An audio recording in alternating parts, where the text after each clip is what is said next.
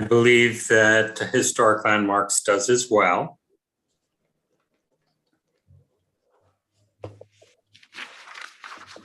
Okay.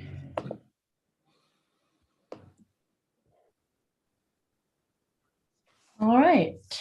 So good evening, everybody. And thank you for joining the City of Kingston Heritage Area Commission and Historic Landmark Preservation Commission for a joint monthly meeting of each respective commission. Today is Thursday, April 7th, 2022. My name is Suzanne Cahill. I'm the planning director and the host of our virtual meeting.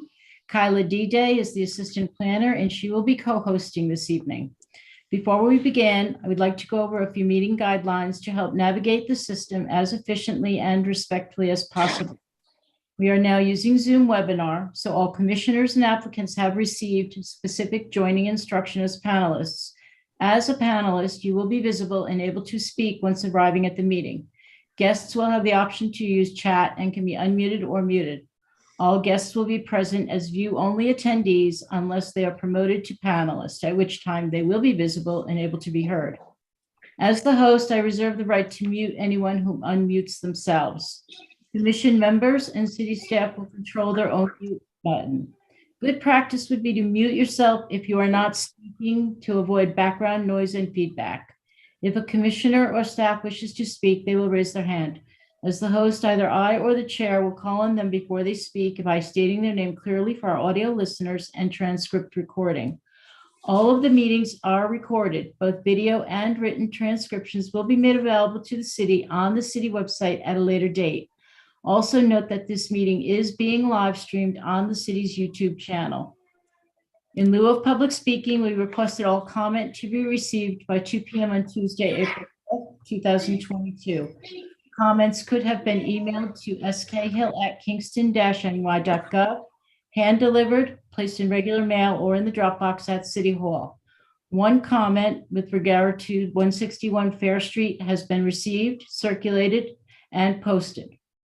All meeting materials, applications, supporting documentations, written comments may be found on the city website by going to www.kingston-ny.gov. Once on the homepage, scroll to the bottom under meetings where you see joint meeting posted, click on an appropriate link for the meeting agenda and materials. If at any time you have an audio issue, please send a text message to the following number, 845-443-0416. I will repeat the number again, but be aware that phone calls will not be answered during the meeting. The number again to text is 845-443-0416. As the host for today's meeting, I reserve the right to lock and pause the meeting, to eject anyone who has behaved inappropriately, or to enter into attorney-client conference if needed.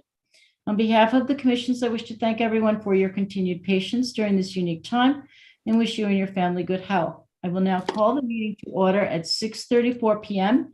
and I will turn the floor over to Chair Hayes Clement for the Heritage Area Commission, who will be followed by Historic Landmark Preservation Commission Chairman Mark Brumblatt to introduce their commissions and to consider adoption of the most previous meeting minutes. Hayes? Thank you, Sue. My name is Hayes Clement. I am the chairman of the Heritage Area Commission and a member of the Historic Landmarks Preservation Commission. It looks like we have a quorum for the Heritage Area Commission, but I'm going to go ahead and call the roll. I'm Hayes Clement. I'm present. Dean Barnes. Dean Barnes. Present. Bonnie Howland. Here. Kevin McAvoy. Here. Nettie Morano. Here. Janet Marr. Here. Michael Del Priore. I'll note Michael Del Priore's absence, but we do have a quorum. First order of business for HAC is the adoption of the minutes of our last meeting. Sue, it's showing as the February 3rd meeting, but it's really the March 3rd meeting, right? Correct, yes. Has everyone had a chance to review the minutes of our March 3rd, 2022 meeting? Yes. Does anyone have suggested revisions or issues with the minutes? Do I hear a motion from a Heritage Area Commission member to approve the minutes of the March 3rd, 2022 meeting? Dean Barnes, so moved. Do I hear a second? Bonnie Howland, second. Thank you, Dean and Bonnie. Any debate? Hearing none, I'll call for the vote. I'm Hayes Clement. I vote aye. Dean Barnes, Aye. Nettie Morano, Aye. Janet Marr, Aye. Kevin McAvoy. I'll vote present because I wasn't there at the last meeting. Okay, and Bonnie Howland. Aye. Thank you. I'll now turn it over to Mark Grunblatt, the chairman of the HLPC. Thank you, Hayes. I too will call the roll of HLPC Commission members. Please state your answer by saying here. Hayes Clement, Here. Kevin McAvoy, Here, Andrea Putz, Here. Robert Tonner, Here. Nettie Morano. Here. I'm Mark Grunblatt, and seems we have a full slate tonight. Thank you. I will entertain a motion to approve the minutes. Hayes Clement, so moved. Thank you, Hayes. Second. Thank you, Robert. All right, is there any discussion, any questions or comments on the minutes? Hearing none, I'll call the roll. Hayes, Aye. Kevin, I'll vote present for the same reason that I mentioned at Heritage. I wasn't there last month. thank you. Robert, Aye. Andrea, Aye. Nettie, Aye. I also vote in the affirmative. Thank you. Back to you, Hayes. I think the next order item of business where HAC is advisory and HLPC is governing, right, Sue? That is correct. So Mark, why don't you go first and then we'll send them.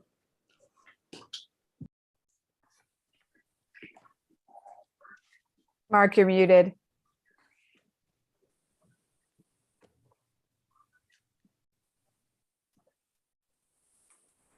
Is that better? Yes, thank you. Thank you. Okay. So that will take us to 265 Fair Street? No. Correct. Yep. Okay, that's our first order of business for tonight. Do we have applicants on that? Yes, Tyson we from do. Timely Signs. Oh, I'm sorry. Sorry, sir. Hi. Thank you, Tyson. Good to see you.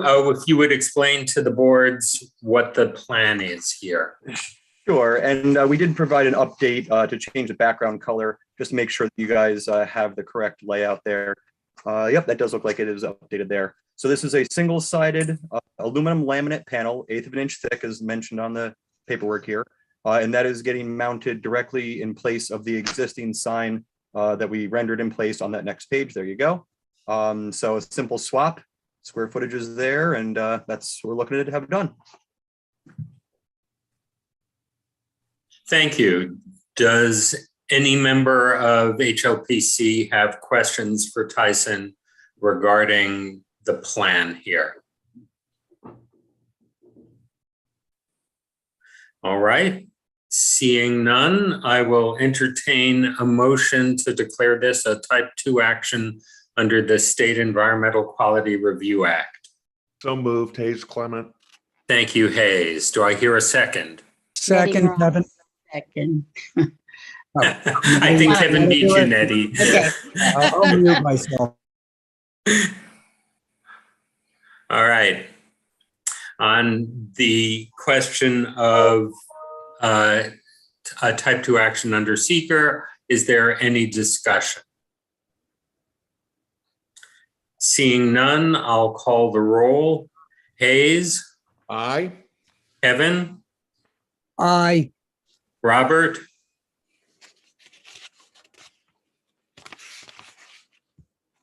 Aye. thank you. Andrea, Aye. Nettie, Aye. I also vote in the affirmative. All right. Is there any questions or discussions for Tyson at this point? Yes, Robert? Yeah, sorry, I'm having trouble with my mute. No, There we go. you're good. Yeah, I'm using the space bar and it's not working. I don't get it.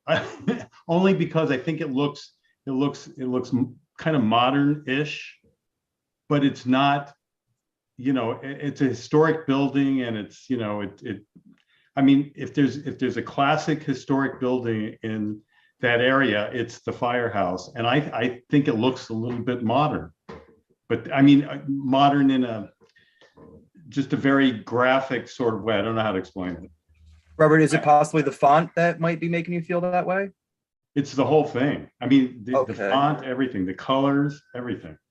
It looks Okay, like, yeah. I mean, it came from a logo, right? Is that right? Yes, I believe so. Yeah, okay.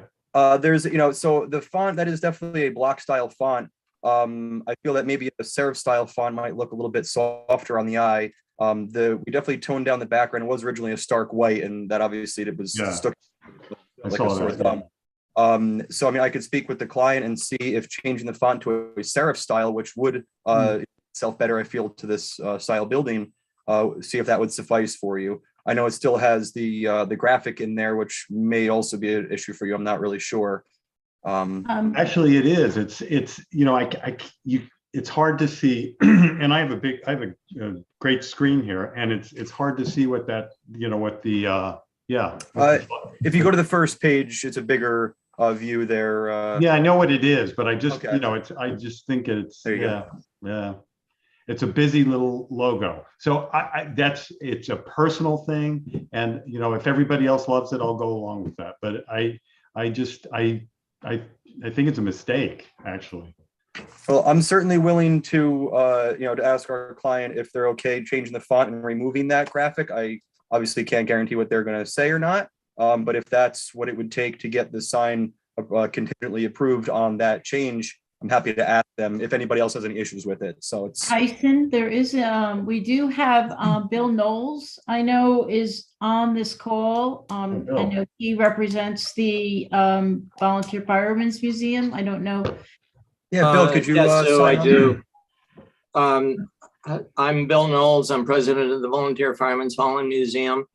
And first of all, the graphic is the cover from the catalog for our 1934 Sanford fire engine. And that was one of the reasons that we chose it, that it was in keeping with it. Now, in terms of the font, that was chosen because for our logo, essentially because of how striking it was. Now, if you want to make it a serif, depending on the serif, I have no problem with it. And I would, of course, I would have to take it back to the membership, but that's, I have Mark Berthume here with me, and so I have 2/3 of our majority on our board of the executive board. So, Okay, and we again, make a decision here. Bill, it's good to see you, by the way. Thank you. Yeah, it's a personal thing, absolutely personal. I don't want to hold it up. If everybody else likes it, I'm fine. I'm personally fine with it. It wouldn't be maybe my first choice, but I think the critical thing that you did was make the background field color kind of the same ivory as the building. I think that's critical to me, and I appreciate that y'all did that. I'm fine with this. I personally, when it got run up as being stark white, I went, oops, that was the wrong thing to do. So, personally, I hadn't seen Good the change. proof. So, yeah, this is the first time I've seen it, and I like it with the beige on it. So. Mark, you just muted yourself again, but other commission members, other landmarks commission members or heritage members, if you have any thoughts or opinions on this. We'll open the floor.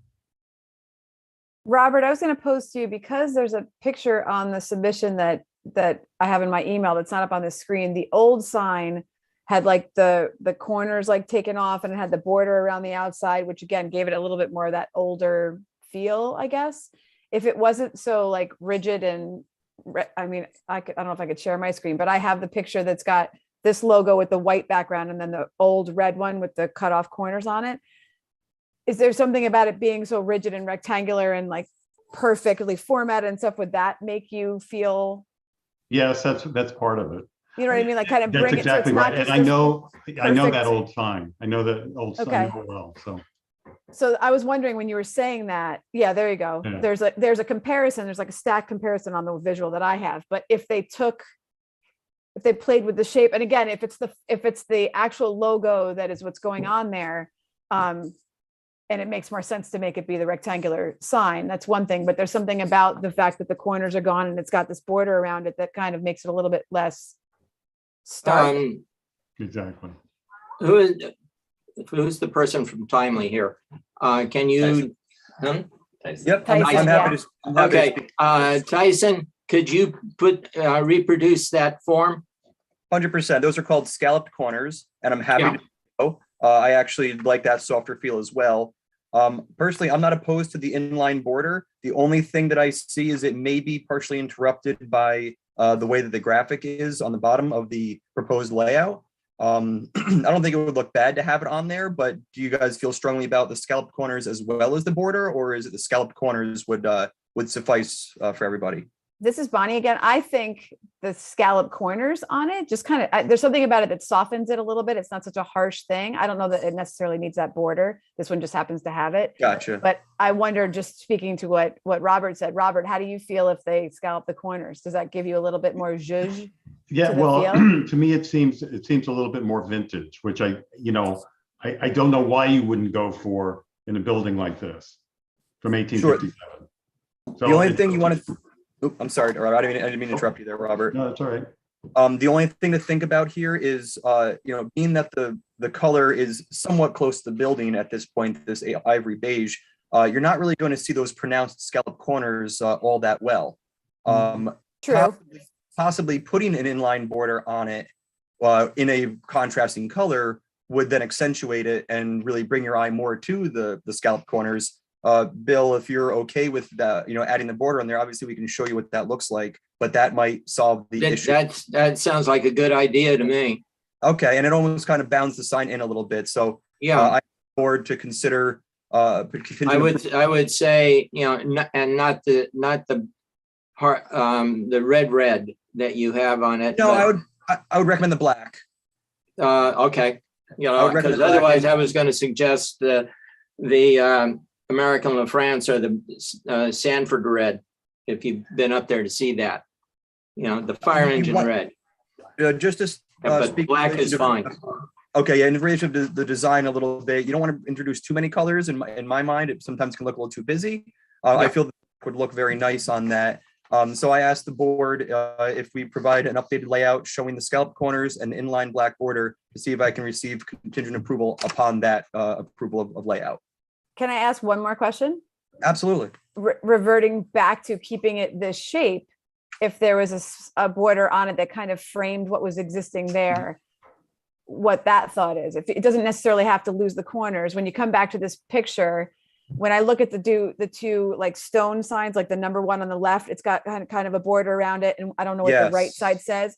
Like that, even the 1857 that's below it has a border around it. Then Robert, I not to speak to just you, but how do you feel if they put a border around the rectangle as it is and not scallop the corners, going back to the original shape? Oh, Kevin, I got Kevin intrigued. When you came back to this picture, I noticed that there was a border around the three other images that are part of the physical building next to it, which made me go, like to Tyson, to what you're saying is if you put a border on the rectangle, everything else is rectangular, lose the fireman sign that we just talked about with the scallop corners. What is the general feel from the group on that? I think that might be a good thing. Keep it rectangular and border it. Not opposed to that. And the gentleman, the president, I'm sorry, he's not on my screen right this second, so I don't have his name. What do you think about that, leaving it this way and putting a border on it to kind of match what That's you have? fine. I mean, so far, any of these alternatives are not, not out of the question. We would like to keep the graphic on it, and the structure of the of the sign itself with the badge on it. I think that's those are the kinds of things that we would like to keep. How we do it in terms of the border, you're putting it with this rectangular or the scallops, that's all fine. I like the image.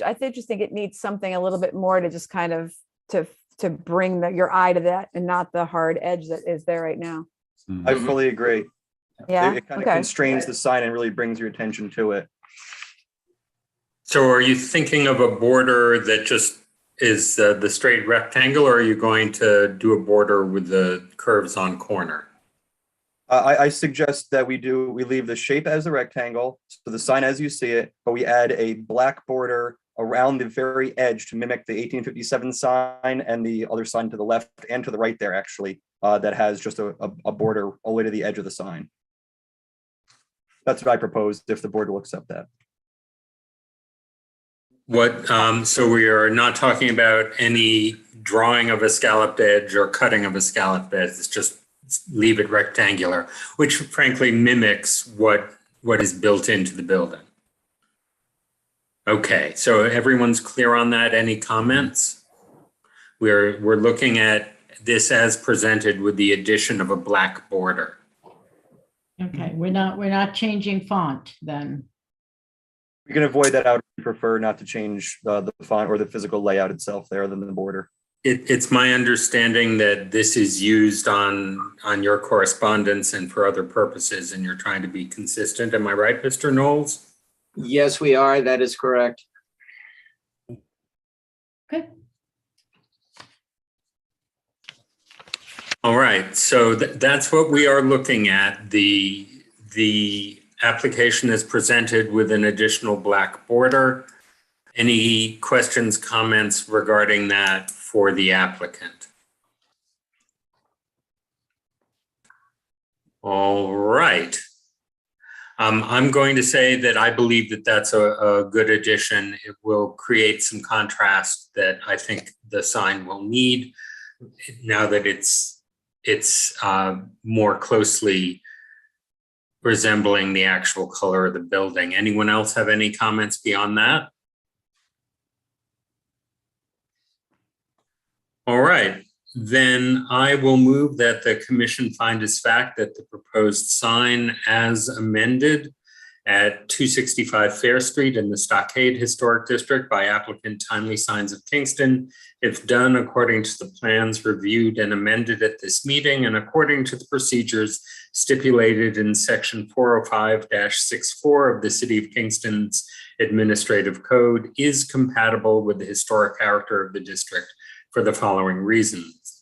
The proposed sign will replace an existing identification sign of similar size and shape to be digitally printed vinyl attached to 1/8 inch thick aluminum panel.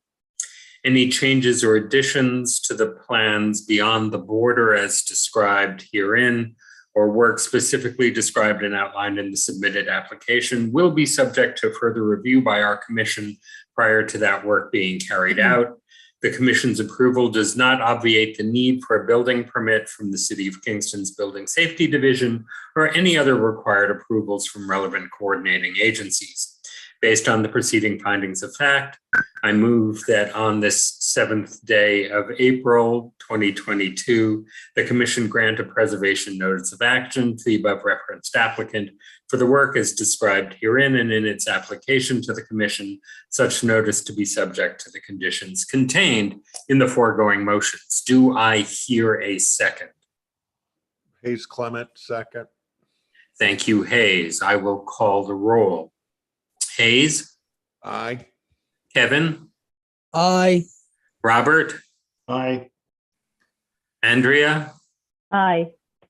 Nettie, Aye.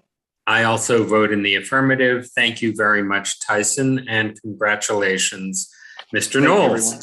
Thank you. And thank you. And I will provide an updated layout with that border for the city, so you guys can have that on file. Thank you very much. And thank you. All right, Hayes, over to you. Does anyone on the Heritage Area Commission have additional questions for Tyson or the applicants? Just out of curiosity, is it stood off? Is it right up against the building or is it It's actually coming flat down? against the building. It's flat against the building. The other sign was. I was just curious. Cool. Thank you. Any other questions or comments? Hearing none, do I hear a motion to declare this a type 2 action under the State Environmental Quality Review Act? Nettie Motion by- Morano, so moved. Here, Bye, second. Bonnie. Second by Bonnie Howland. Thank you. Do I hear, oh, sorry, any debate on that?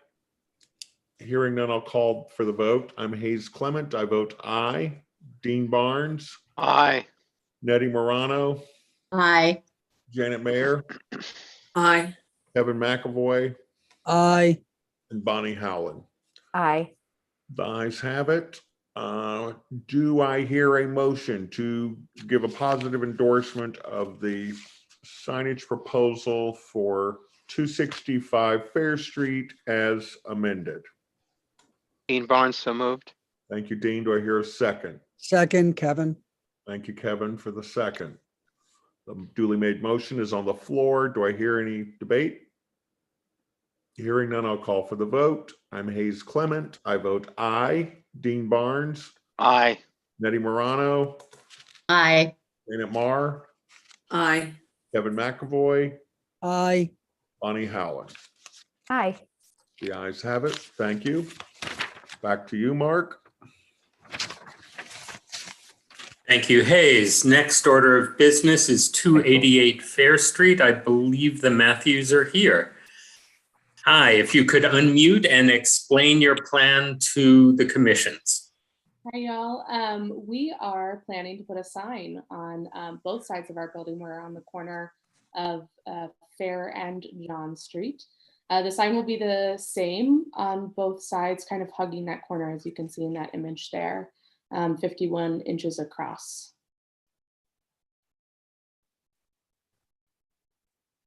Hey, do members of the commission have questions regarding the proposed sign? I think it looks terrific. Sue, it's within regulation. Can I speak to how the production of the sign will be done here, just to give anybody some extra information? Certainly, Tyson, go ahead. Alrighty, the letters will be CNC routed out of 1/2 inch thick PVC, and they'll be stood off 1 inch from the building on small pins. So that way it gives it a little bit of dimension to that sign, to both signs, excuse me. All right, so the letters are physically popped out of the panel behind. Correct, 1 inch off of the building. But is it illuminated behind or no? Go ahead, Hope, please speak to the light up above there. There you go. It's a picture light on top, so it'll be illuminated from above, pointing back at the sign.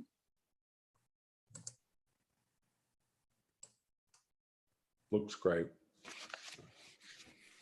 Oh, yeah. Small light above. All right. Any other member of HLPC have a question for either Tyson or the Matthews? I can't see everyone, so speak up now. All right. Seeing none, I will entertain a motion that we declare this a type 2 action under the State Environmental Quality Review Act.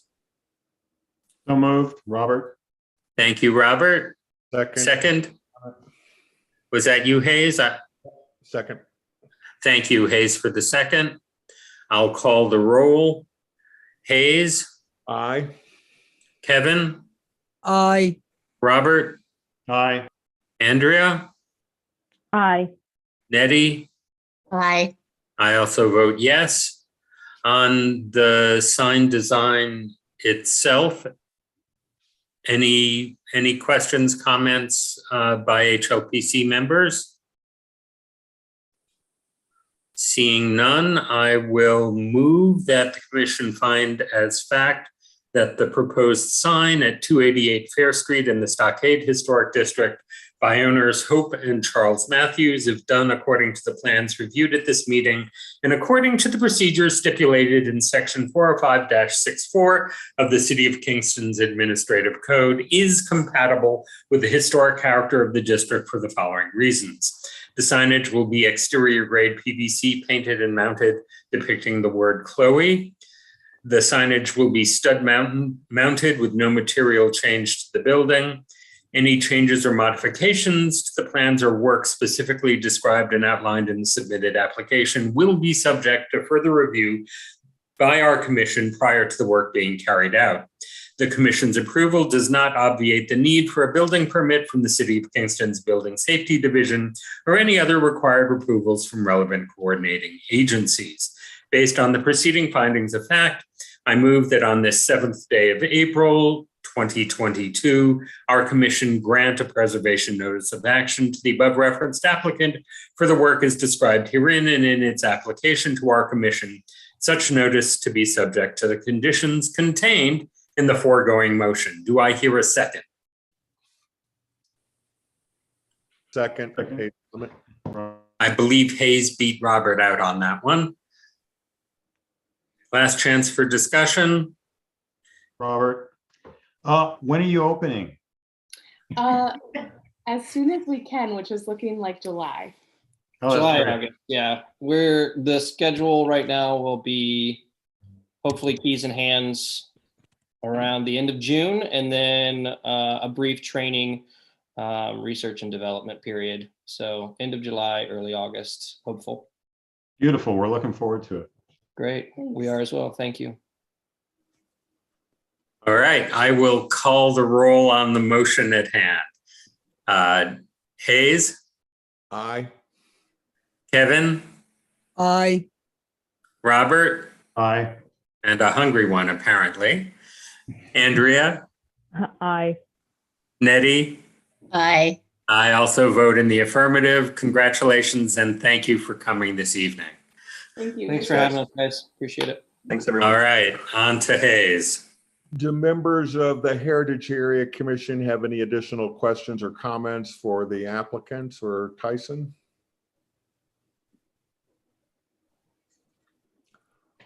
Do I hear a motion to declare this as type 2 action under seeker? Dean Barnes, so moved. Thank you. Do I hear a second? Bonnie Howland, second. Thank you, Bonnie. That motion's on the floor. Any further debate?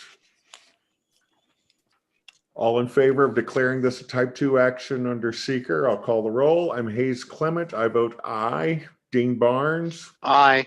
Nettie Morano, Aye. Janet Marr, Aye. Kevin McAvoy, Aye. and Bonnie Howland. Aye. The ayes have it. Do I hear a motion to give a positive endorsement to the proposed signage 288 Fair Street as presented? Dean Barnes, so moved. Thank you, Dean. Do I hear a second? Nettie Second. Morano. Oh, Second by Kevin McAvoy. Thank you, Nettie. Sorry, man, Nettie. That duly made motion is on the floor. Any further debate? Hearing none, I'll call for the vote. I'm Hayes Clement. I vote aye. Dean Barnes, Aye. Nettie Morano, Aye. Janet Marr, Aye. Kevin McAvoy, Aye. Bonnie Howland. Aye. The ayes have it. Thank you, guys. Just don't charge for the butter. Thank you, everybody. All right, next order of business, 294 Wall Street. Hmm. Hi, everybody. Tyson, Still I here. think you're up on this one as well. Still here. Hey, Mark, I'm Yes. sorry to interrupt.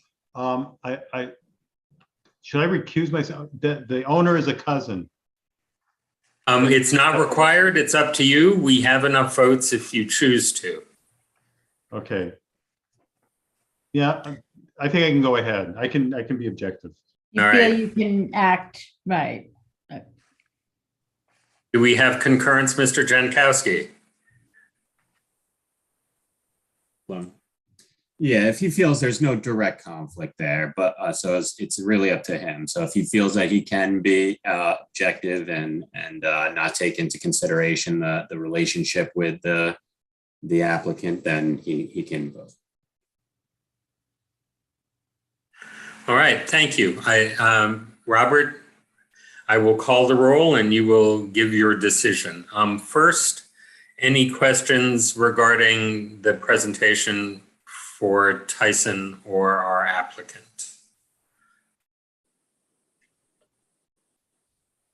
From HLPC members. I'm happy to explain the two sides as well, just in case anybody needs to know. All right, walk us through it then. Okay, so Tony and Nix is looking to have, I would call it 1 1/8 letter sets, if you will, because there's two facades being that's on a corner. That's the side on Fair Street there, which will have the full dimensional CNC routed letter set as shown there. The entire, yep, there you go. The entire palizzata facade, the brown pickets and the green, I believe the green, although I can't personally speak for the green, but I know the green, excuse me, the brown pickets and the palizzata signs are coming down. And then they're going to have that facade painted green, that area, and the letter get put on there. On the John Street side, for right now, they're just going to do the ampersand, which is what's considered part of their logo graphic there. Yep, so that's going to be on the John Street side only at this point. And again, it's going to be a routed letter set again, as shown. And these will be mounted directly to the facade. They will not be stood off like the last applicant sign that I had mentioned. Tyson, the detail shows that the window signage is optional.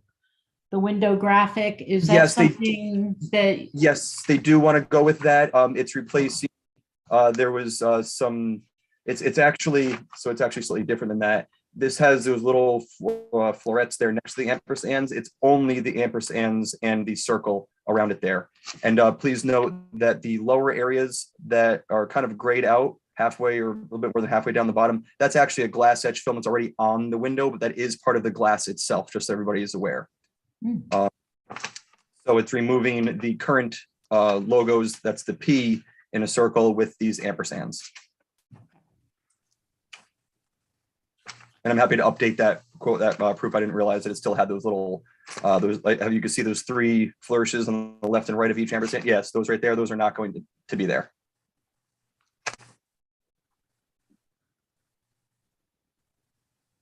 All right, any HLPC member have any response or commentary on this? I think it looks great. Yeah, I can't see everyone, so just feel free to speak up. That was you, Hayes, I suspect. Yeah, I think it looks Okay. great. Big improvement. Thank you. All right. I will, Sue, remind me, have we done seeker?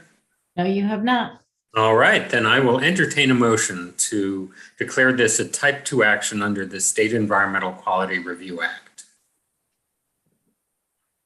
So moved, Hayes Clement. Thank you, Hayes. Do I hear a second? Second, Robert. Thank you, Robert. I will call the roll. Hayes, Aye. Kevin, Aye. Robert, Aye. Andrea, Aye. Nettie. Aye. I also vote in the affirmative. All right, any questions or comments concerning the sign and its design and placement? Seeing none, I will move that the commission find as fact that the proposed sign at 288 Fair Street in the Stockade Historic District by applicant's timely sign of Kingston, if done according to the plans reviewed at this meeting and according to the procedures stipulated in section 405-64 of the City of Kingston's Administrative Code, is compatible with the historic character of the district for the following reasons. The sign will be painted PVC and mounted on both the Wall Street and John Street facades. The signage will not have any impact on the character of the building or its contributing factors in the district. any changes or additions to the plans or work specifically described in the submitted application, save the deletion of the 3 flourishes on either side of the ampersand, will be subject to further review by our commission prior to the work being carried out. The commission's approval does not obviate the need for a building permit from the City of Kingston's Building Safety Division or any other required approvals from relevant coordinating agencies. Based on the preceding findings of fact, I move that on this 7th day of April, 2022, our commission grant a preservation notice of action to the above referenced applicant for the work as described herein and in its application to the commission, such notice to be subject to the conditions contained in the foregoing motion. Do I hear a second? Second. Second. All right, I think Kevin won that one. Thank you. I will call the roll. Hayes, Aye. Kevin, Aye. Robert, Aye. Andrea, Aye. Nettie. Aye. I also vote in the affirmative. Hayes, over to you. Thank you. Do members of the Heritage Area Commission have any additional questions for the applicant? Do I hear a motion to declare this a type 2 action under the State Environmental Quality Review Act? Dean Barnes, so moved. Thank you, Dean. Do I hear a second? Eddie Morano, second. Nettie, thank you. That motion's on the floor. Any debate? Hearing none, I'll call for the vote. I'm Hayes Clement. I vote aye. Dean Barnes, Aye. Nettie Morano, Aye. Janet Marr, Aye. Kevin McAvoy, Aye. Bonnie Howland. Aye. The ayes have it. Do I hear a motion to issue a positive endorsement for the signage at 294 Wall Street as proposed? Dean Barnes, so moved. Thank you, Dean. Do I hear a second? Eddie Morano, second. Thank you, Nettie. That duly made motion is on the floor. Any further debate? Hearing none, I'll call for the vote. I'm Hayes Clement. I vote aye. Dean Barnes, Aye. Nettie Morano, Aye. Janet Marr, Aye. Kevin McAvoy, Aye. Bonnie Howland. Aye. The ayes have it. Thank you. Back over to you, Mark. Thank you, Hayes. Next order of business is 39 North Front Street. I believe the applicant is Mr. Nutley. If you'd unmute and explain your plan to the boards. We have signed a lease for a small agency at 39 North Front Street, right next to Blue Cashew, my other business. And I think my headsets are died. Hello? Yeah. We can hear you. Okay, great. So you guys might have all the plans in front of you. We are using Timely Signs to design the signs. We're doing 2 signs, one facing out North Front Street and the other one under the Pike plan as the Blue Cashew sign here. Can you see the Blue Cashew sign, or do you have that in front of you? No. Yes. Okay, so so 2 signs with Hudson Modern, and one will be facing under the Pike and the other will be facing out. The one under the Pike plan will be 2-sided, Hudson Modern on 2 sides, and the other one will have 1. All right. And on the picture I'm looking at, it will be in place of what says 39 North Front Street now? It'll be in front of that. That's just examples. So there's an open, see how there's that open between those 2 poles? Yes, Yeah, okay. right there, yeah. So it'll be next to it. That's correct. All right. Okay, does anyone have anyone on HLPC have any questions or comments for Mr. Nutley? I can't see everyone, so please speak up. No.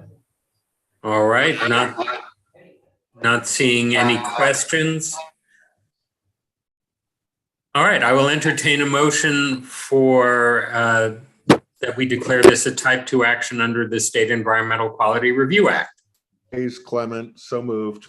Thank you, Hayes. Do I hear a second? Second, Robert. Thank you, Robert. Any discussion? Seeing none, I'll call the roll. Hayes, Aye. Kevin, Aye. Robert, Aye. Andrea, Aye. Nettie. Aye. I also vote aye. All right, on the underlying question, any other HLPC member with a question or a comment on the proposal by Mr. Nutley? All right. Mr. Nutley, do you want to have Tyson describe the construction of the sign? Well, yeah, if he wants to. I mean, I was doing some review. It's going to be a 1/2-inch thick PVC, just like the sign that we have outside. So yeah, he can explain it. It's pretty much all the signs on North Front Street are that way, or under the Pike plans. Yeah, it'll just be, like he just said, it'll be the same flat PVC panel as described there, no raised dimension or anything like that. Yep. Okay, thank you. Any other questions?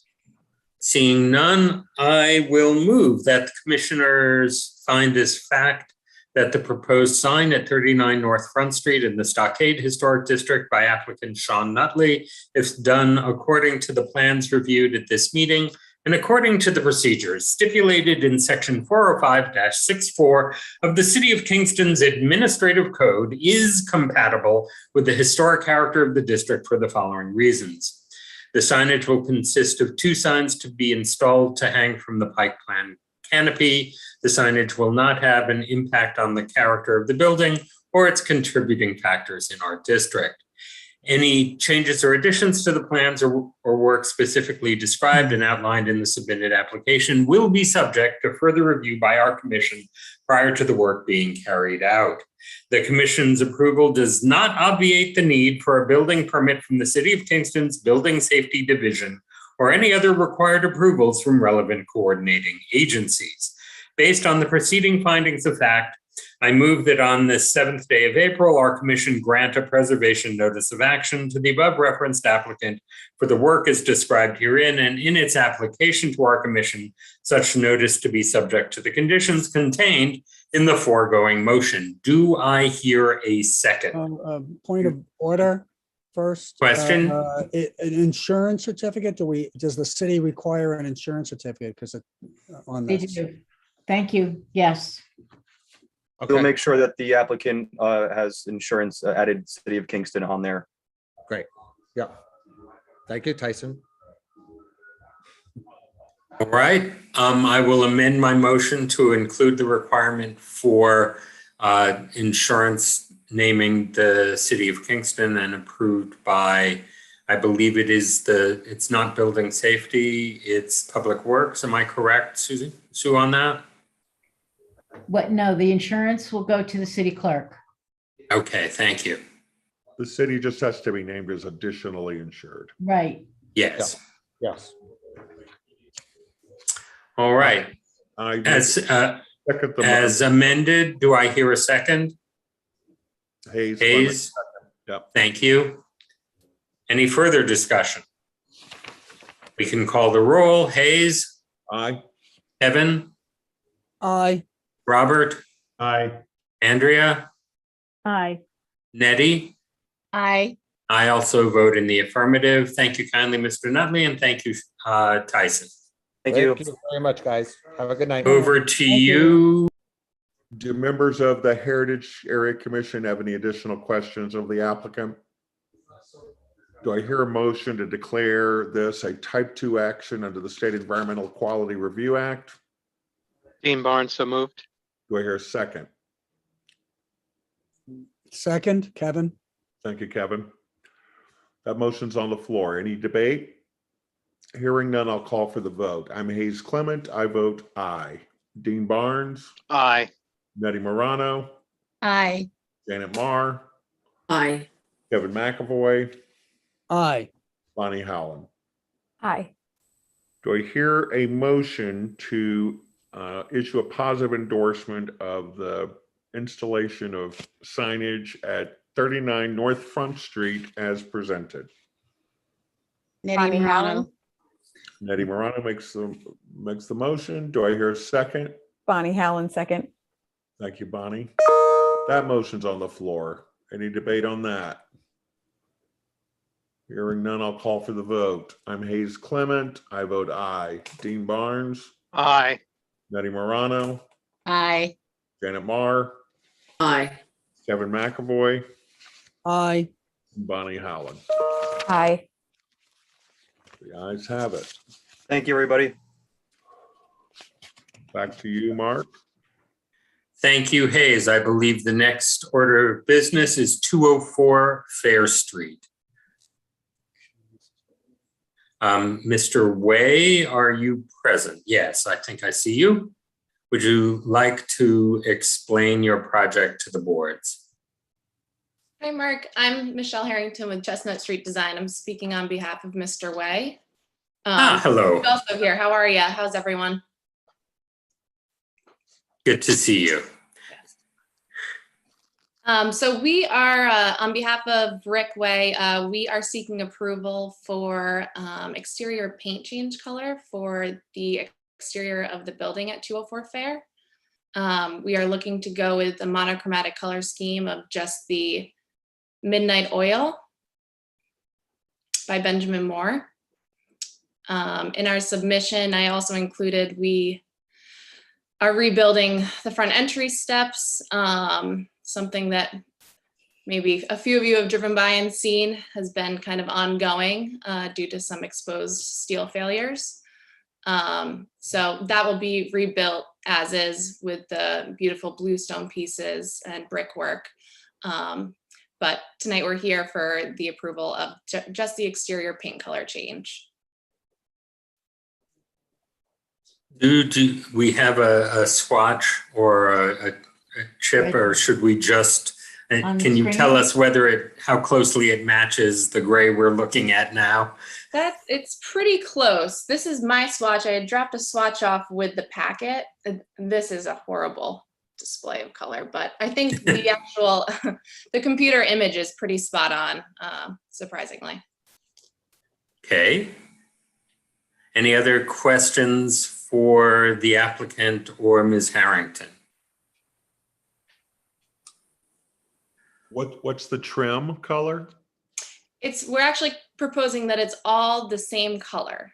So it's going to be a monochromatic dark building. Including the mullions on the windows. Correct. Yes, the storm windows, the aluminum is going to come off, and the window mullions will all be painted that same Midnight Oil. And the porch will that be a contrasting color? Nope, that too will also be the Midnight Oil. The only contrasting material is really going to be the bluestone. And the door the same? Correct. So the door, the cornice. What are the colors of the buildings on either side? Are they light? You can see one of them. So on the left is the brick, yep, and that's still as is. On the right is Kendall charcoal, I believe. It's a dark gray, so that image is actually pretty dated. It's a dark gray, but it's a lighter dark gray than the shade that we're proposing. But the building is not monochromatic. Neither of those were monochromatic. Was there any thought to doing just a slight shade difference just to set off some of the architectural features of the building? The only kind of offset was a sheen difference, not necessarily a shade difference.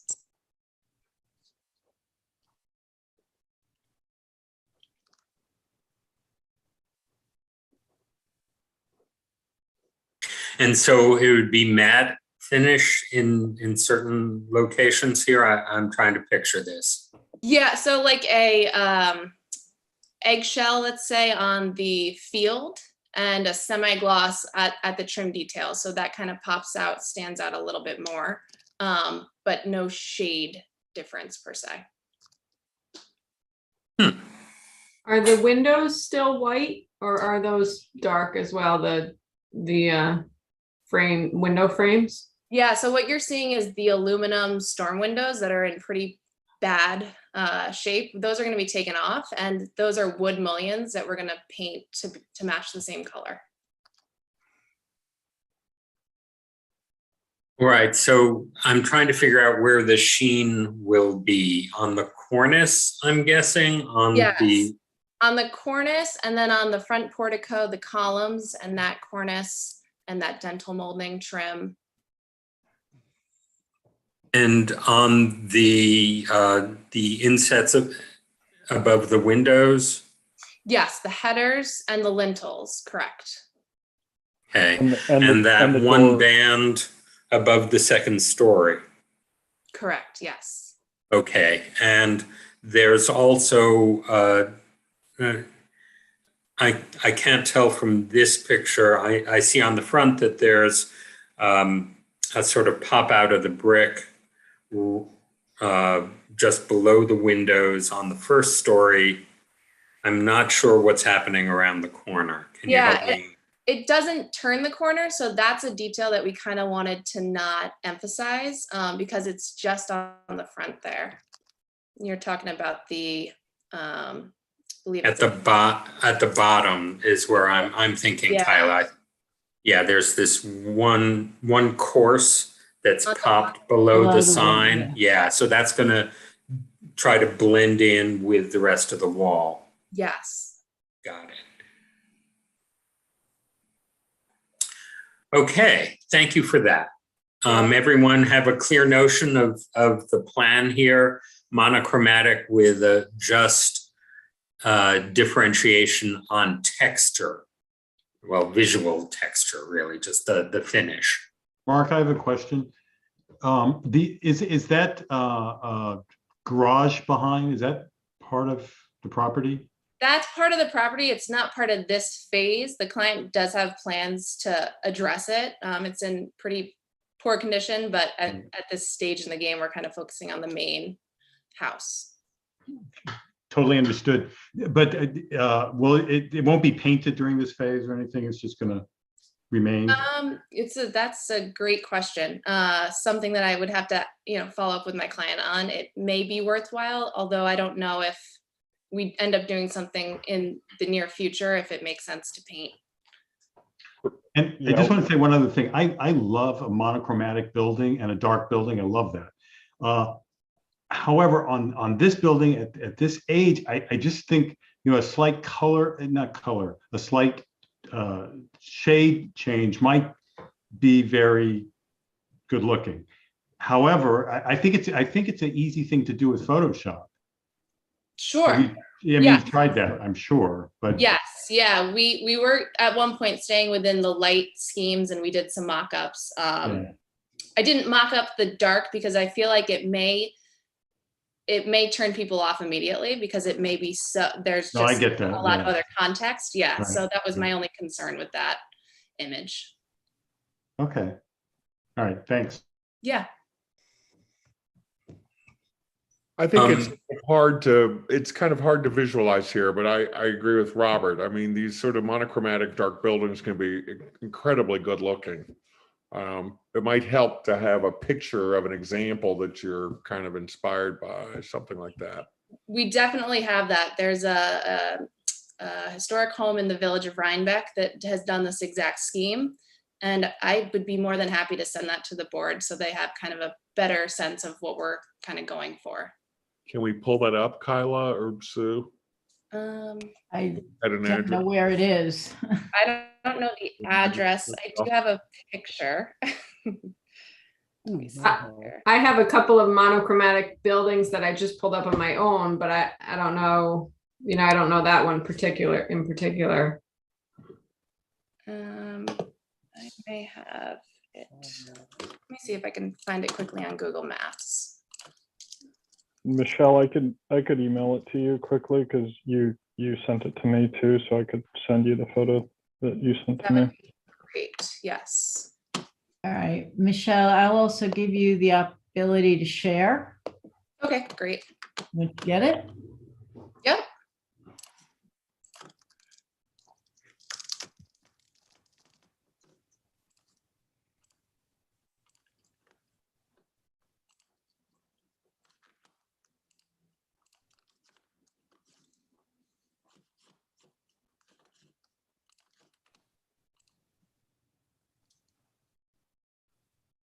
Okay, am I? There is a panelist, Gerard McCluskey. You have a hand up. I don't know if it's on this issue or. Well, I just want to point out that we specialize in bluestone restoration and tying in with like regional architecture. And our service is available if they need assistance with pursuing what they're doing. Thank you. Yes, we have Mike McWeeny on board. He does a lot of historical restorations throughout the area, but I appreciate that. Thank you. We're trying to tie in the whole fact that this area of New York State supplied bluestone throughout the world. And that's why the sidewalks there, we're trying to bring that all back. Mm-hmm. Okay. Is everyone able to see that image? And I apologize, it was through my car window. I think it looks, Michelle, but the sashes, the window sashes look a little darker than the field. These windows are new, like Marvin windows, probably either matte black or bronze in finish. Unfortunately, just due to project budget scope, we're not replacing windows at this point, but I do understand what the contrast there we could achieve probably with paint. Maybe the sashes should be just a tad darker, or the field a tad lighter. Yeah. I think it looks good. A question for you, Andrea, in terms of timing on and architecture on this building. We have had monochromatic color schemes. I'm not sure this era is classic for that. Do you have any sense of that, Andrea? Mostly our regulations wind up pointing specifically to the historic collection of the Benjamin Moore spandex. And by the way, I apologize if I cut out. My connection is very unstable. And I was looking at some other colors that might work or suffice with this. And on my own personal opinion, I've seen so many monochromatic buildings and starting to become a little bit rote for me. This is just me speaking. So I kind of want to see some details pulled out, maybe from the corners, even if it's just a shade lighter. I have the Ben Moore historic colors available that I can drop in the chat, and you can just check out like what's available for the grays here. 1 second. We did have a few of the historical colors shortlisted to our, top 3. And we went with this one just because it seemed a little less harsh. I think because the historic black was more kind of where we were leaning, but it just felt very black. Yeah. And there was the forest green, and that felt a little, so everything felt a little off, and this one just felt right. But again. Oh, and naturally you don't want to identically match what's next door with Kendall's charcoal, because that I think would have looked very good as well, but that would have been sort of faux pas. Exactly. I totally understand. It's a great color. Yeah, no, definitely. But I think adding just even a little bit of, it doesn't have to be a lot of contrast, but even just having some up in the cornice and maybe a little bit on the front porch or the columns would ease it a little bit more for me. Sure. But yeah, generally speaking, Mark, I mean, that's what we have written in our guidelines, is to try and stick with the historical color selection, unless it's a very small amount I know that's not specifically written, but we've approved a number of projects in the past that had smaller usage of color that were not specific to the historic lines. Thank you. I need, and my concern is that we're dealing with a building with some detail that speaks to its time that I worry a little that we're losing. I mean, it's just paint. It's not it's not a permanent thing, but I'm wondering if anyone else is thinking that some of the detail would enhance its contribution to the historic district. Michelle, can I just ask you to take down your share so we can see all of the members? Oh, sure. Thank you. That's my personal concern. Does anyone else have any comment or addition they'd like to make to that? Mark, Andrea speaking again. I kind of resonate with your comment on that. While I completely understand trying to get away from the sort of buff color that's on the building now, and there's many other buildings within that same street that are exactly like it. Wanting to have some kind of a departure makes sense. But yeah, I tend to agree. I think I want to see a little bit of relief, at least with some details. It doesn't have to be like contrasting white, obviously, but at least an homage to seeing some of those details. Dark. I am kind of curious as to whether the matte versus the gloss would be enough, and I don't have an easy answer to that one. It's an interesting one. I have not seen an example specifically of that. If we were to provide a mock-up of sorts, would that help maybe convince? Yeah, it would help me. I'm having a hard time visualizing. I don't want to lose some of the interesting architectural elements that speak to its time. Sure. And that is a part of the contributing nature of this building to the rest of the district. So if you wouldn't mind providing that for us and coming back for another month. I don't know what your timing is. I don't want to mess you up. If you're totally pressed for time, we'll have to make a decision tonight. You tell me. You sure painted that color. Press for time is, It's always an issue, which is why I bring it up. It would be great to get a response tonight, but maybe I can leave that up to Rick if Rick has any, our client, if he has any, thoughts on that. If you want to do the mock-up or if the board's able to provide a response tonight.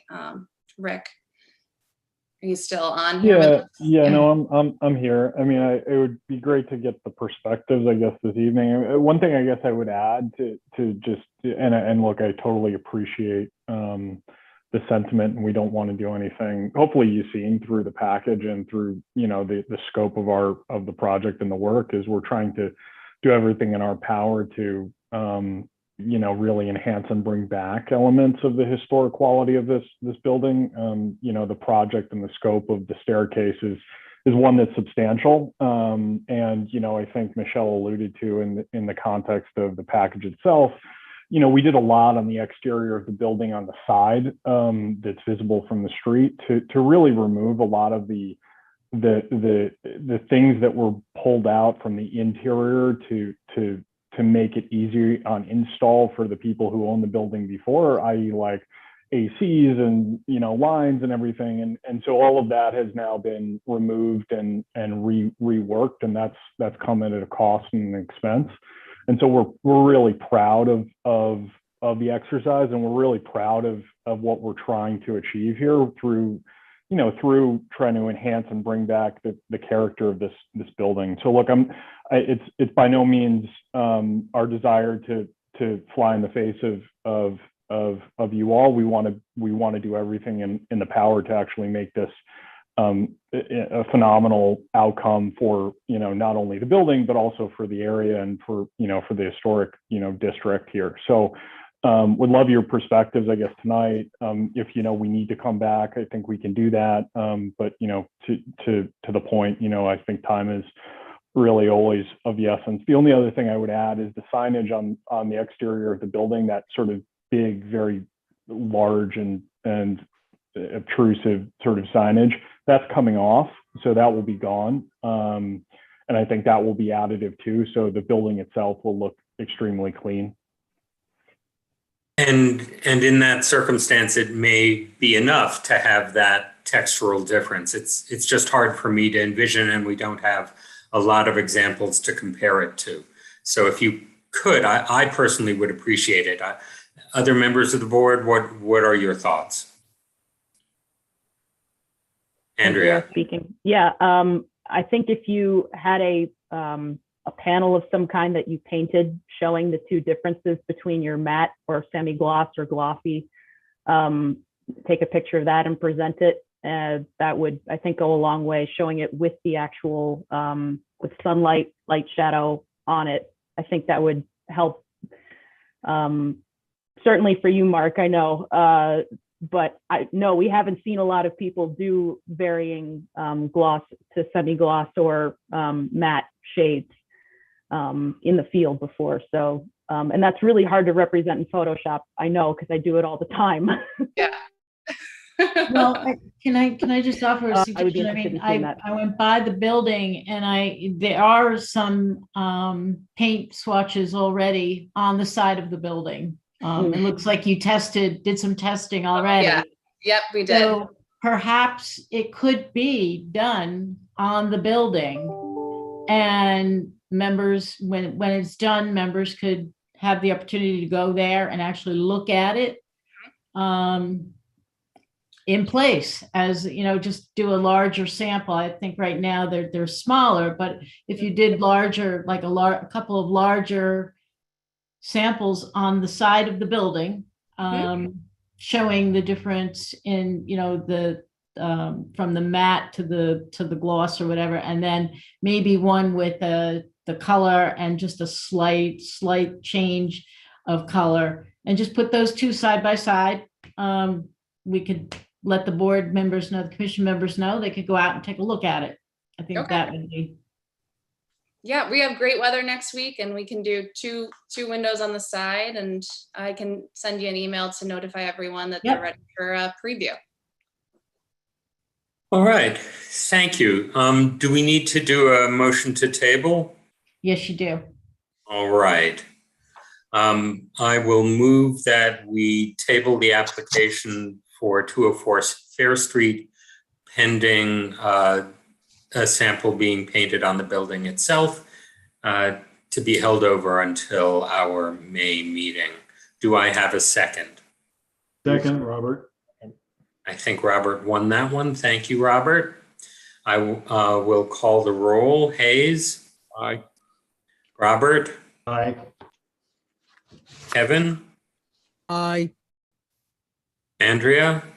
Aye. Nettie? Aye. I also vote in the affirmative. I think it's an innovative idea. I look forward to seeing it in action. Thank you. Thank you, everyone. Thank you. We hear a motion from a Heritage Area Commission member to table this until May. Also move Nettie Morano. Do I hear a second?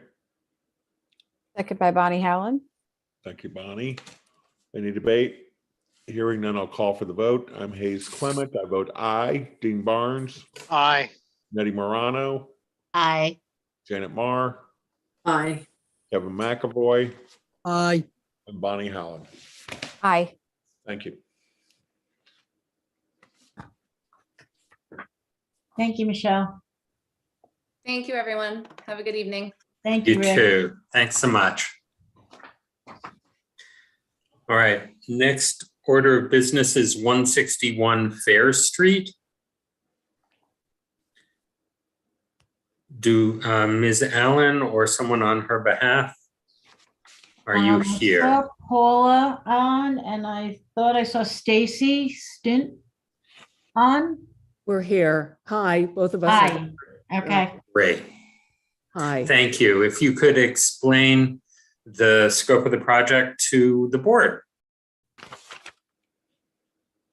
Stacy, you have to unmute. I don't think she realizes it. Let's give her.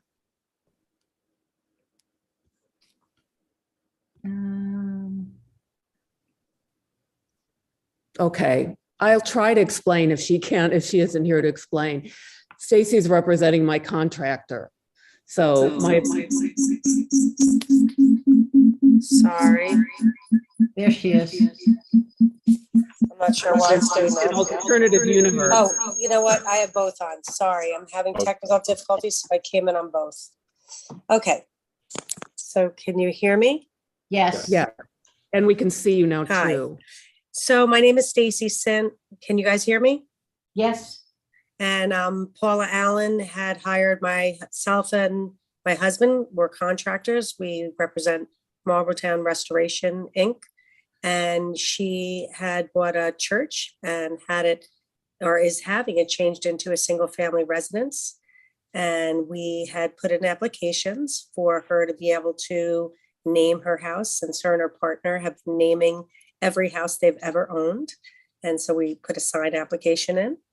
And she is also requesting to have 2 split units on the building that would then be able to provide cooling for her establishment. And she also is asking for a fence to be put up, which would aid in covering the compressors that come with the split units. And then we're looking at a propane tank that would be tucked around the back of the building. Kind of, it's still on the side, but there's a little nook in the back where the garbage cans go. And that's where the propane tank would go. And that would feed her cooking stove.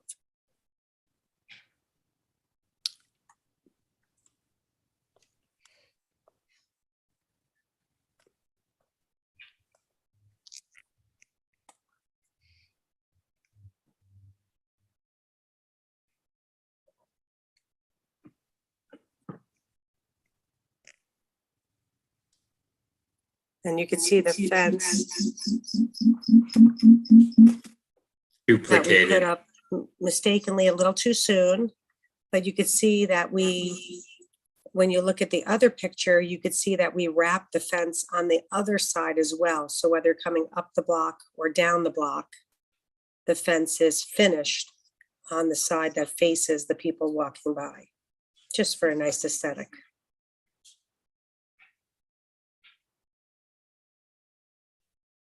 It would also provide her privacy. She just replaced all the windows in the building, and they used to be obscured and now they're clear. So by having the fence, it would give her a little privacy as well as block the aesthetic of the splits and just give her some of her own space in the driveway. The neighbor has a construction company, so there's just all construction material and vehicles and everything next door. And I think she'd like more residential feel.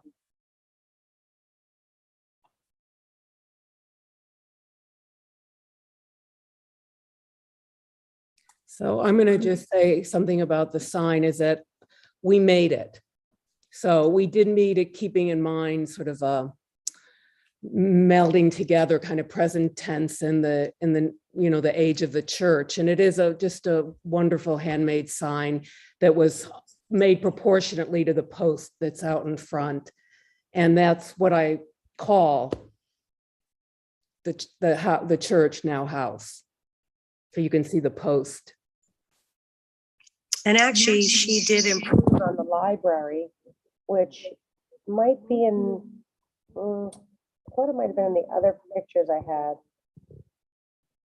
of with the fence in it. There might be updated pictures that show that the aesthetic of the sign matches the library. I believe. Library is off to the left. Going to be required for the sign. The library there.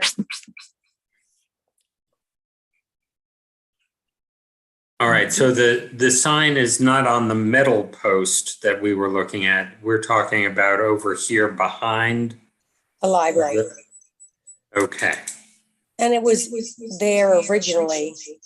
We just changed it. I believe if you reestablish a sign, Mark, that a variance is going to be required. It's been gone for more than a The year. sign was there for the church. Right. So to reestablish it for a resident, it would require a variance. And we can't grant that. So they'd have to go to the planning board on that? Zoning board. Zoning board, okay, the ZBA. So we are in no position to say anything about the sign tonight. So we are focused on the fence. Let's see, the change in windows and No, the window change has already taken place, and that's not an issue. So you're really looking at the fence this evening, and the units that are outside, the the condenser split units in the propane tank that are tucked Right. around the back. Right.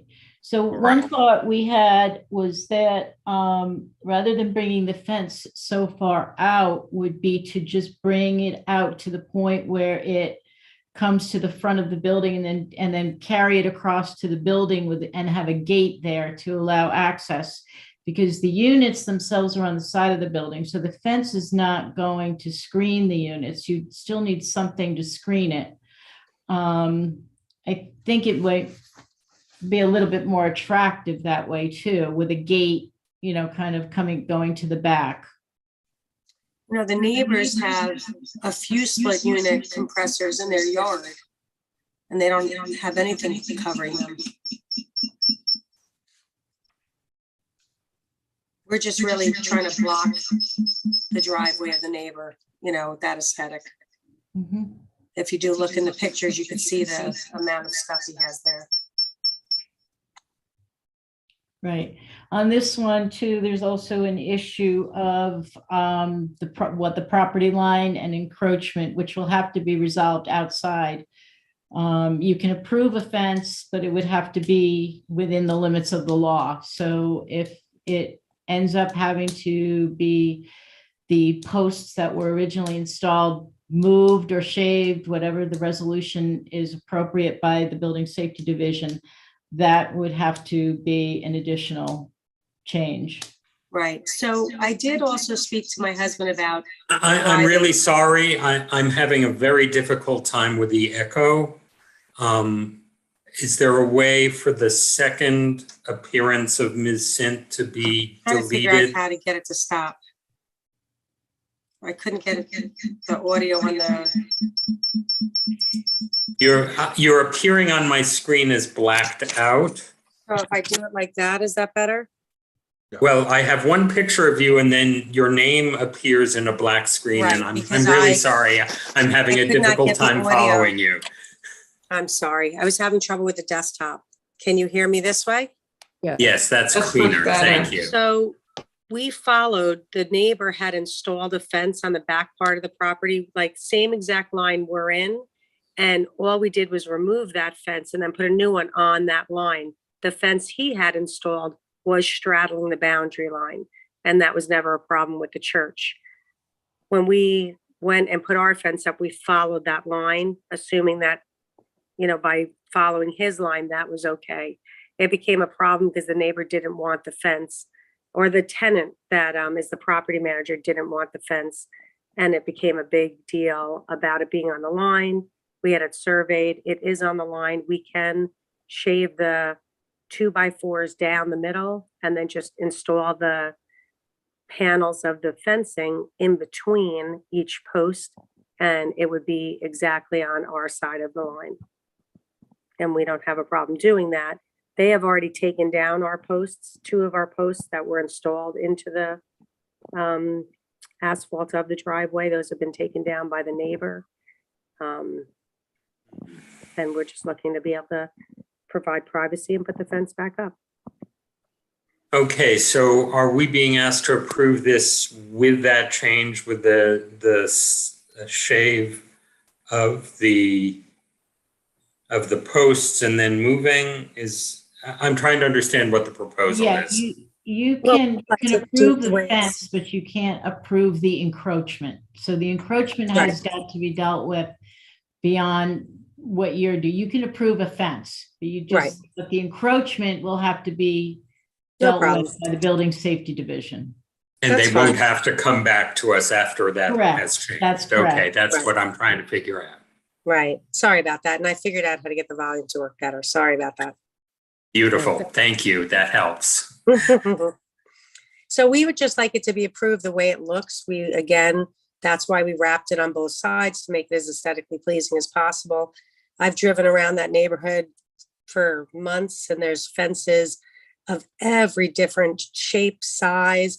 We were told 6.5 feet high. When you leave the building edge, you drop down to 4 feet and you're in compliance with the building department.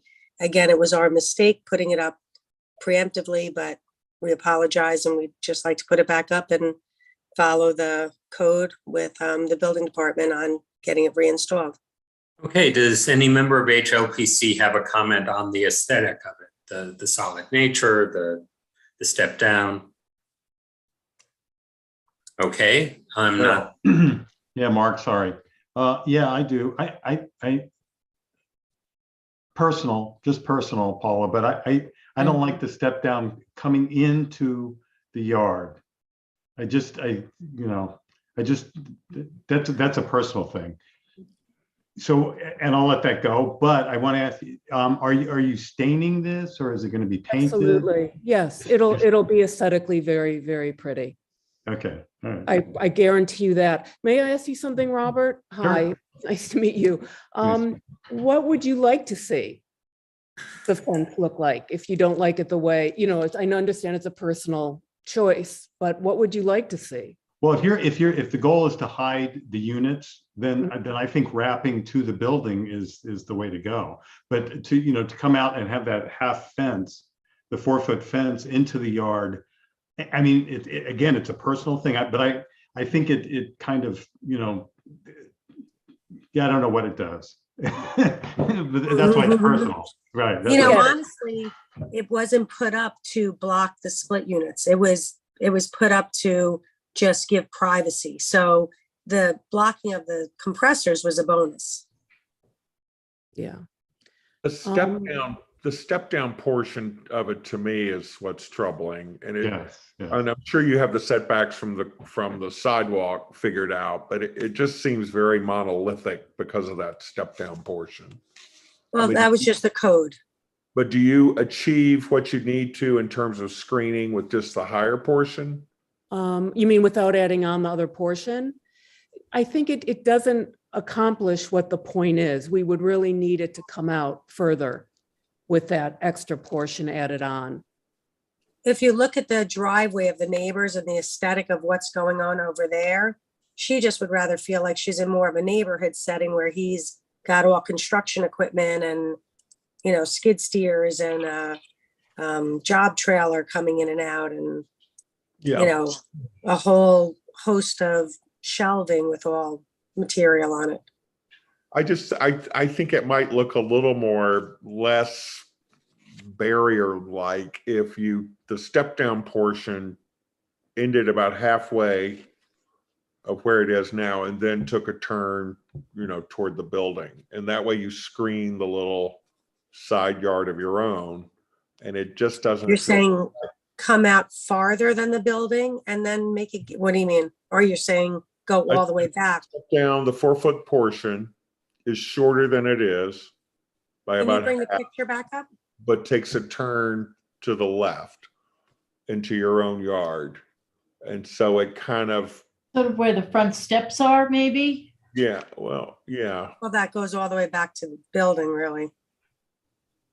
Oh, so you're meaning that before the lower part that you make a fence there that blocks off.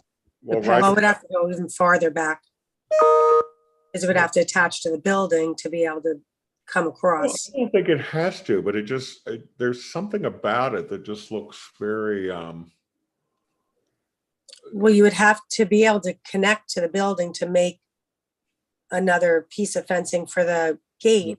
You would have to go all the way back to before it steps down, which defeats a lot of Yeah, I'm not saying What- even it has to be a gate. I'm just saying, I think that step down portion needs to be shorter. And maybe it looks a little more finished or resolved if it comes back toward your own building a little bit. Hayes, or you may be thinking of like a, instead of a right angle, an incline or a curve to kind of blend the two together rather than the right angle. I was thinking right angle, but I'd be open to something else.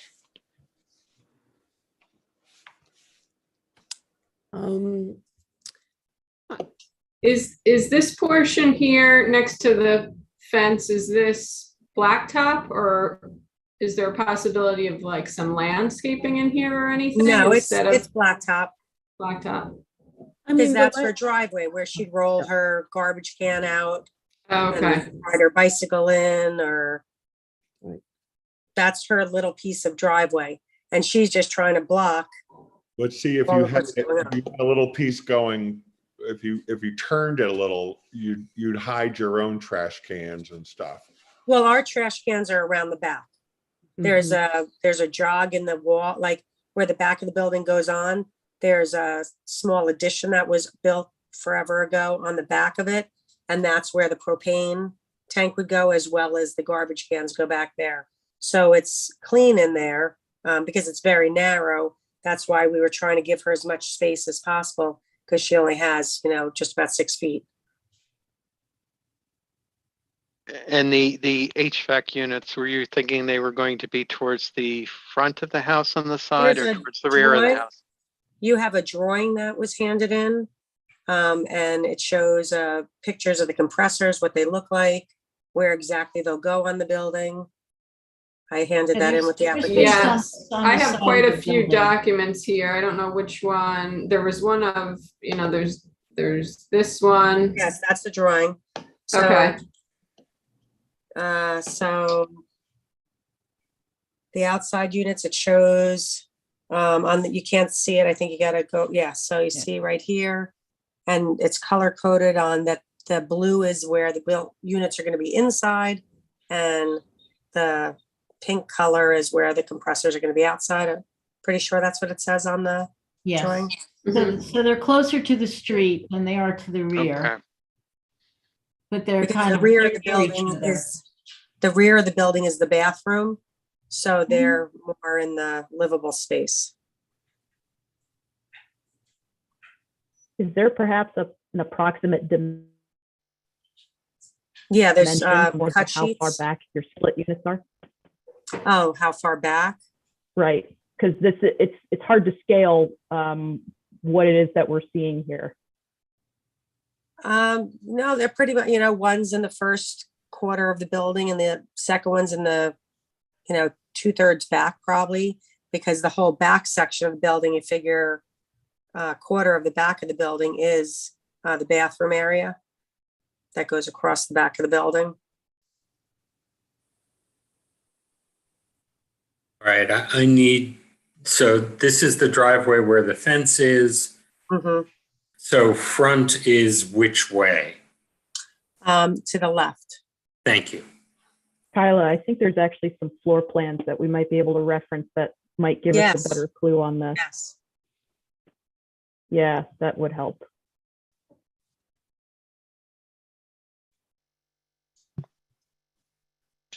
So the split units are going on that side. Right. So one right where they have the cursor right around there. Yeah, right up there.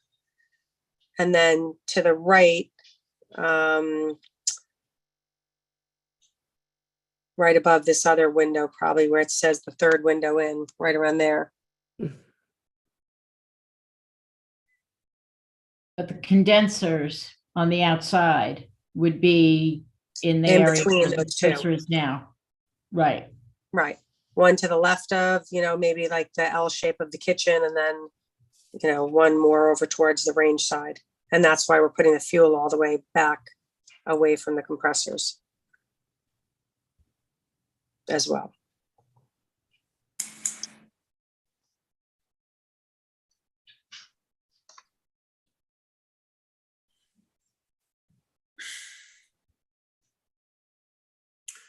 Can somebody again point to me on this floor plan where the outside compressors are going to be? Somewhat to that. All right, Yeah. so that's going to be visible from the street unless that little lower portion of the fence takes a turn to the left. You know, in all honesty, everybody's compressors in the whole neighborhood are visible. It's just not everybody has fences. Not everybody's going to spend the money to put up a fence. We just happen to be putting up a fence in general. Originally, we were applying for the split units and not even putting up a fence. We only put up a fence because we realized after switching the windows, it didn't provide her very much privacy because the windows were not obscured anymore. I just feel like the fence is a little monolithic as a straight line to the sidewalk, and that if you, again, the lower portion was abridged and turned a little to the left, it looked a little more resolved, and it'd have the added benefit of obscuring the compressors. If we could wish it, we would be 6.5 feet straight to the street. So we would be completely blocked. Right, which is a problem for a historic district where people are supposed to look at that. Right. No, I know. So that's why we dropped it down to the 4 feet, because they said that's what you're allowed to do. You know, we called and we got the code on what did the fence need to look like. Right. The only mistake we made was putting it up too soon and being The question of having to inch it back at the posts. Yeah, we're All we're right. on the boundary line versus being on our side of it. We're 1 3/4 because we're my. straddling. Yeah. We just Yeah. followed the line that the other fence was, which was not smart. We should have just made sure to be on our side. Where on that grass patch on this picture does the lower portion of the fence extend to? It extends to the grass, to the edge of the grass. So to that edge of the grass, not to the sidewalk. No, to the sidewalk. You could see it, I think. Okay, so it goes all the way You can see there. it. Yeah. I thought. Oh, maybe not all the way. Maybe not all the way. Their Yeah, you know what? property line is marked in one of the drawings. I know it's not in this photo, but it is in another photo where There's the a survey. flag is, where the pin has been put in the blacktop. And it's harder to tell now because they cut the posts down. Otherwise, if we saw that post, we'd be able to see. Yeah, did I show a front shot with the just the posts?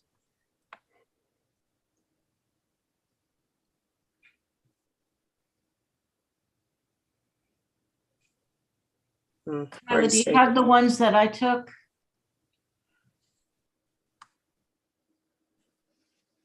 That show the pin? I see a little red flag, but that's on the other side of the property.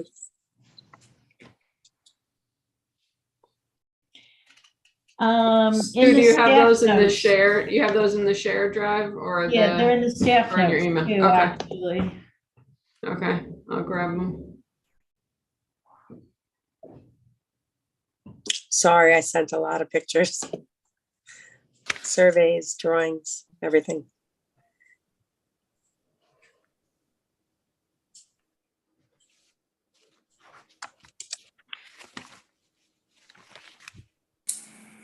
You know, ultimately, our goal is for everybody to be happy. Paula just was looking for some privacy. Understood, and we're trying to see how best to fit it in with everything surrounding her, Right, we including. understand that, of I course. appreciate it. You know, I'm really looking at it with you. Can I comment on it as I'm looking Yes. at it? Is that okay? So oddly, I really like it. And it's not just I'm happy to do it, make everybody happy here, but it actually feels very similar to the building for me. It frames the building the way the building sits, with the board sort of the same width as is on the building. It comes down right after the stairs and follows them. There is something very symmetric and very matching for me with the building as a single line that comes down.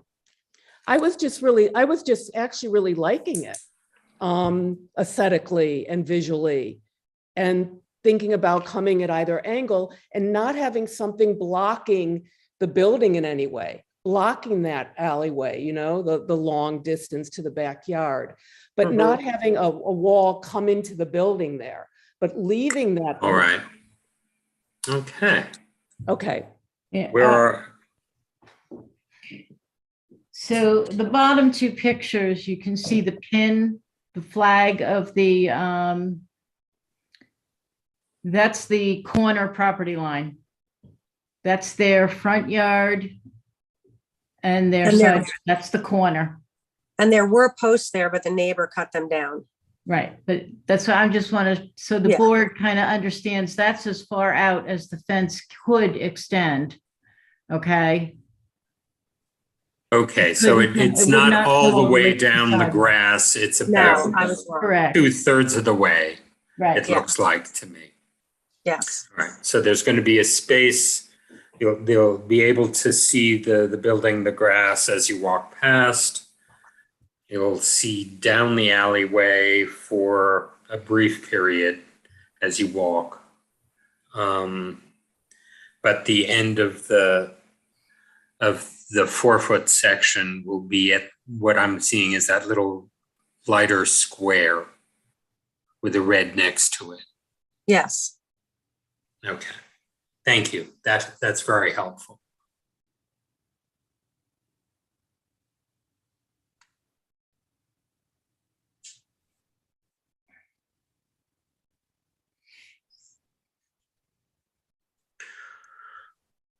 All right. Any other questions for the applicant or for the contractor? Mine would be the finish on the fence. Are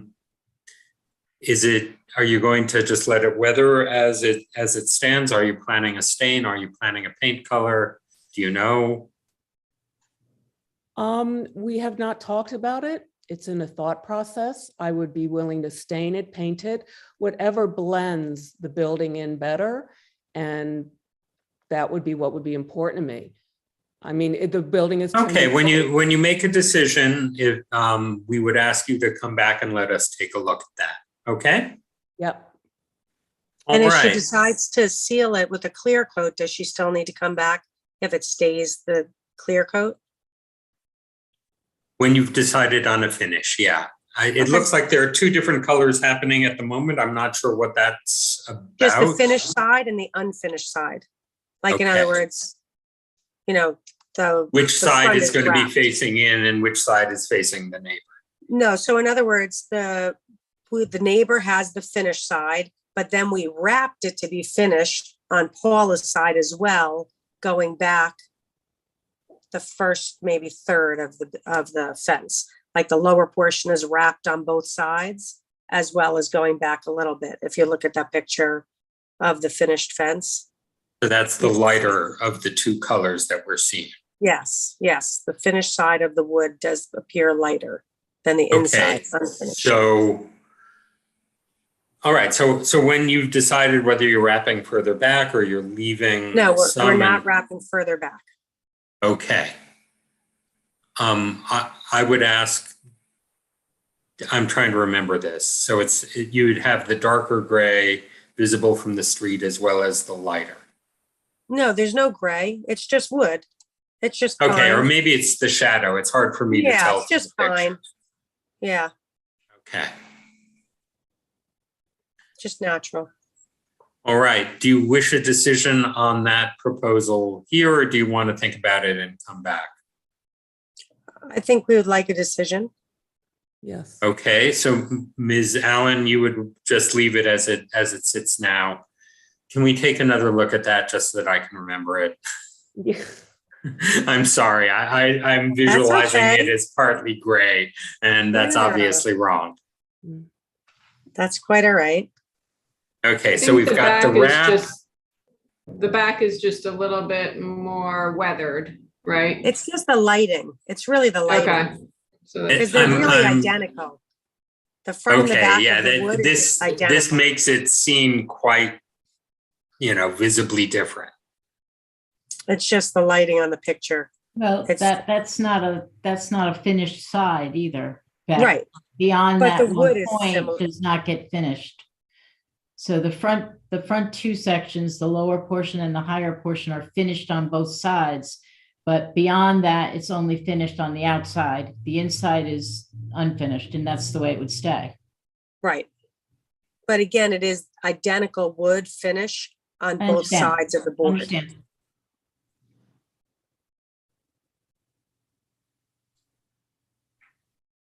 All right. All right, so that's going to be monochromatic. The other side will have a shift part of the way Right. back. And I don't mean to confuse it, but just so you guys understand, if we are asked by the building department to cut our posts down the middle so they do not encroach 1 3/4 on the neighbor's side, being that we straddle the boundary line, then we would be putting the panels, like you see the finished panels, would just go between the posts. So to most people, they would never even realize that's the way it would be built. But we just want to explain that right now, they're completely going over the posts. We would be in between the posts to accomplish being able to utilize what's already been cemented into the ground. The posts that have been cemented. We can't bring back the ones that the neighbor cut off, but we would like to use what is there and then, go between. And I think I see where you are. Yeah, it would still have the same aesthetic, but I just want to make sure that we did explain that. All right. So I think we've got the layout of the fence that you're proposing pretty solidly. I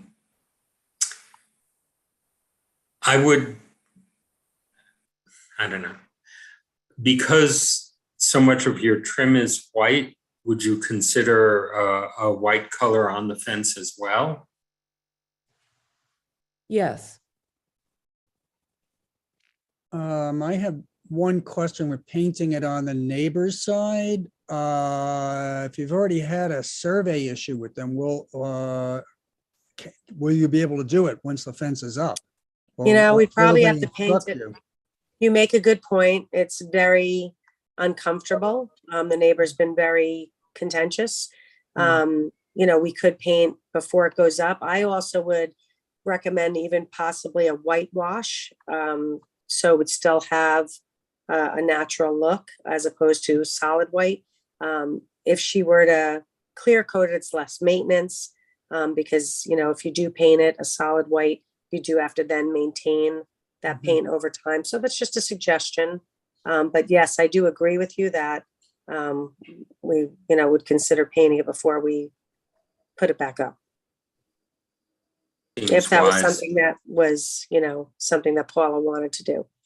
Sure. Does any other member of the commission have a thought on the finish? I like the idea of a whitewash. I think that would be really pretty.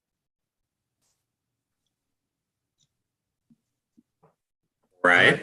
I would go toward a stain that's more natural. I think a whitewash is going to accentuate what my issue is with this, which is it just feels out of scale. So you'd like a clear coat, you mean? I think I would prefer that. Right. I like that.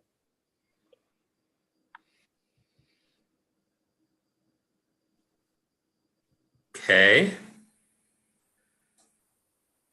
Kyla, you want to pull that down so I can see the members? Okay, so you've got the issue of the fence, the style, if you want to extend it or not. I guess we'll have to take them one at a time. Do you want the lower portion as it's proposed, or do you want it to turn towards the building? Turn toward the building. Turn toward the building and shorter and not as long. Okay. Anyone else? Thoughts on that? I would disagree with Hayes on this one. I think that it will blend visually as one drives or walks past very much more quickly if it doesn't have an extension into the yard. I think that makes it actually more intrusive to my eye Okay. than the idea of a bend. Anyone else? Thought?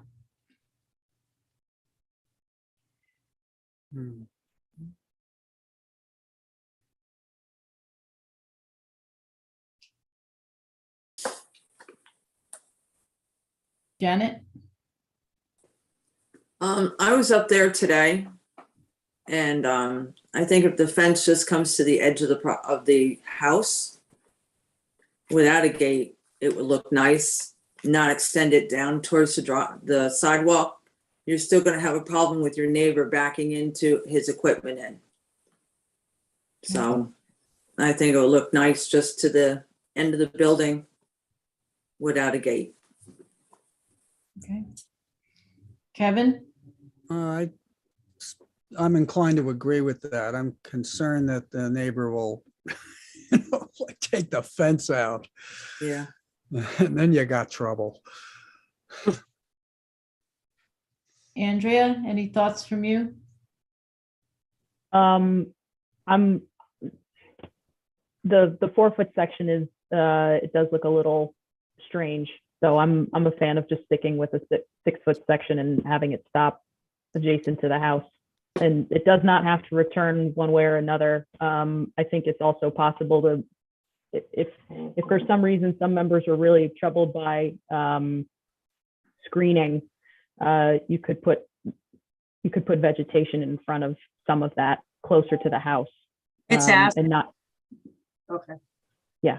I'm fine with that too, just for the record. Okay. All right. So there was that, and then yeah, whether or not you wanted to bring it across, and the issue of the sign. However, we have already talked about the sign, that will have to get the variance. So we need some motions from Landmarks. Okay. With seeker. All right, well, let's do seeker first. I will entertain a motion that we declare this a type 2 action under the State Environmental Quality Review Act. So moved. Hayes. Thank you, Hayes. Second? Second, Robert. Thank you, Robert. I will call the roll. Hayes? Aye. Robert? Aye. Kevin? Aye. Andrea? Aye. Nettie? Aye. I also vote in the affirmative. Okay. Discussion on the proposal. The applicant's proposal retains the 4-foot section straight out. I think we have some differences of opinion there. I've heard at least 2 people who would be happier with the ending at the building corner. I'm not sure that the final post is right at the building corner for the 6 foot. I don't Ms. think it is. Sint? No. I think it does extend past there. Yeah. And so that would be, We were told we could go 6 feet till we were at the end of the building, which included the pillar. So that's where we then dropped down to 4. And that was just based on the code with the building department. okay. Then that's the corner of the building. That's where the post is. Just so everyone is clear on that. So that's been one idea. Hayes was thinking of a bend in, but would also accept some vegetation. I think the vegetation is a nice idea. Just to clarify, Mark, I was trying to accommodate if you want to have that step down portion. My preference would be not to have it, to have the 6-foot portion end at the corner of the building or the column or wherever. Ms. Allen, is that a change that's acceptable to you? Yeah, it actually is. I'm trying to visualize it because I just started really liking the bump down. but I'm just trying to visualize, will it, I want to ask Stacy, if you don't mind, will it accomplish what is necessary for the church with the fence if we stop at 6 feet? Unfortunately, it just won't give you the same privacy because the neighbor will constantly use that turn to get all of his equipment in and out of his driveway. So he will be constantly driving on her portion because she didn't block her portion. So, I just want to make sure that she. Yes, Nettie? What if that 4 foot high fencing, if the objective is to keep the neighbor from encroaching, how about just a little picket fence or some much shorter 3 or 4 foot decorative sort of thing? So that, they could run it over, but a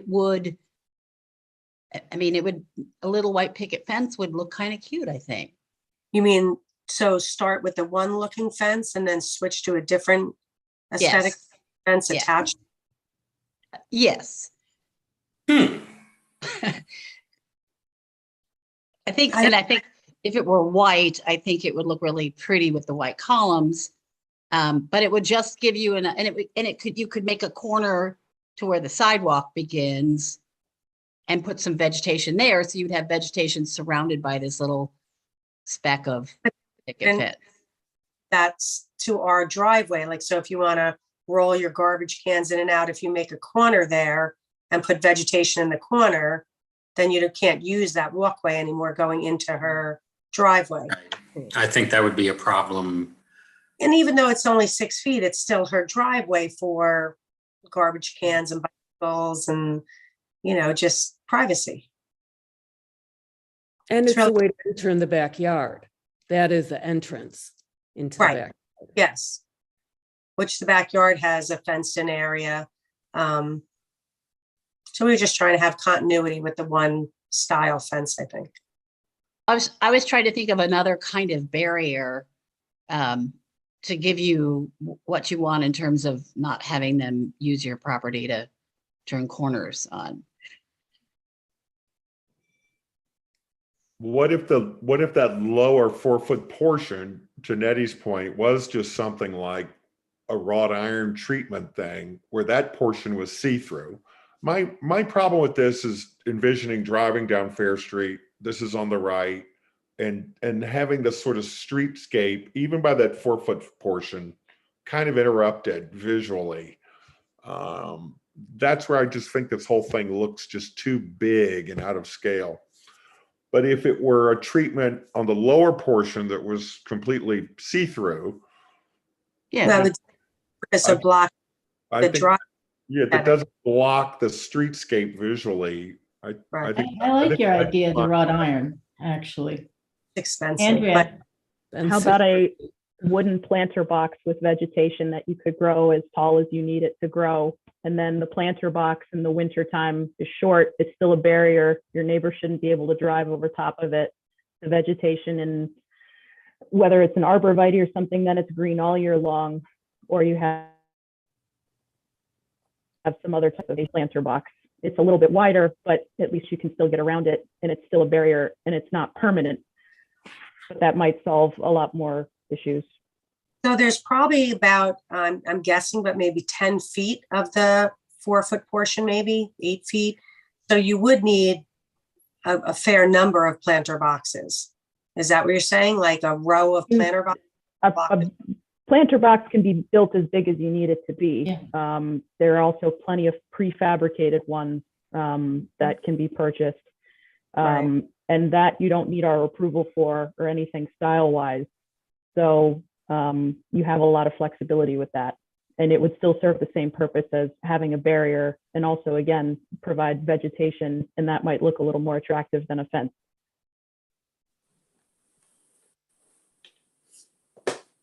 Interesting idea. Less expensive than wrought iron. Yeah. And we don't want it to be see-through the idea of having it be wrought iron so you could see through it. We're trying to avoid seeing the construction material and things that are, you can't see it behind that particular job trailer picture, but without the job trailer picture, there's a big metal rack of all different stuff. But the 6-foot fence is already doing a good job for most of the streetscape on that, so. So I'm sorry. Come ahead, please. No, I was going to say, because I do want this to go ahead. And obviously it's important and for all of you to be in an agreement, right? My preference is to have the additional 4 feet. If that is going to stop it from happening, I would follow all of your guidance and expertise on this and do the 6 feet and try and think about what could happen, right? So what I would do is accommodate everybody's opinion right now. And mine would be to add on the 4 feet, because I think that it'll work out. I think visually the idea of it now is so jarring. I understand that, but I don't think that it would be. But that's me, but I want to accommodate all of your opinions, so. What if we approved the 6-foot portion to the corner of the building tonight, and then you came back and fleshed out some of these ideas on either a planter or a wrought iron fence or something for the 4-foot, the step down portion? Yeah, I like that idea, actually. It'll give a little bit of time to look at some options and, maybe do a couple of mock-up sketches and see what could be put there that would be appropriate. Stacy, does that make sense in terms of, can we put up the 6 feet and if we then add on? I know it's not ideal, but can we do it? It's just, we obviously don't want to waste the material that she's already purchased. Our goal is not to spend more money and then not accomplish privacy. So we want to accommodate both landmark and historic the best we can. It's just want to make sure that Paula, as the resident, feels comfortable living where she lives and doesn't feel intimidated by her neighbor, who's been extremely intimidating, unfortunately. It's a rental, a 4-family rental. There's cameras everywhere over there. It's just a little, the neighbor's just been very, not openly combative, but just making sure that we know that we're in his space, and it was his space the whole time the church owned it. And he's very upset that we're encroaching on what he thought was his 6 feet going up to our building. So I just want Paula to be comfortable. Paula, are you going to live there full time? Well, right now I don't, because I'm a Kingston resident, but I'm not there full time at the moment because I'm still trying to create the space. Okay, but it's your intent to ultimately move there full time? Yes, that is my intent. So I do want to say that, as Stacy brought up, and I don't know if it's appropriate for me to bring it up here or not, but I am in a situation that feels very unsafe with a neighbor. And I didn't want to put up the fence, and because I wanted everybody to get along, and it isn't what's happened.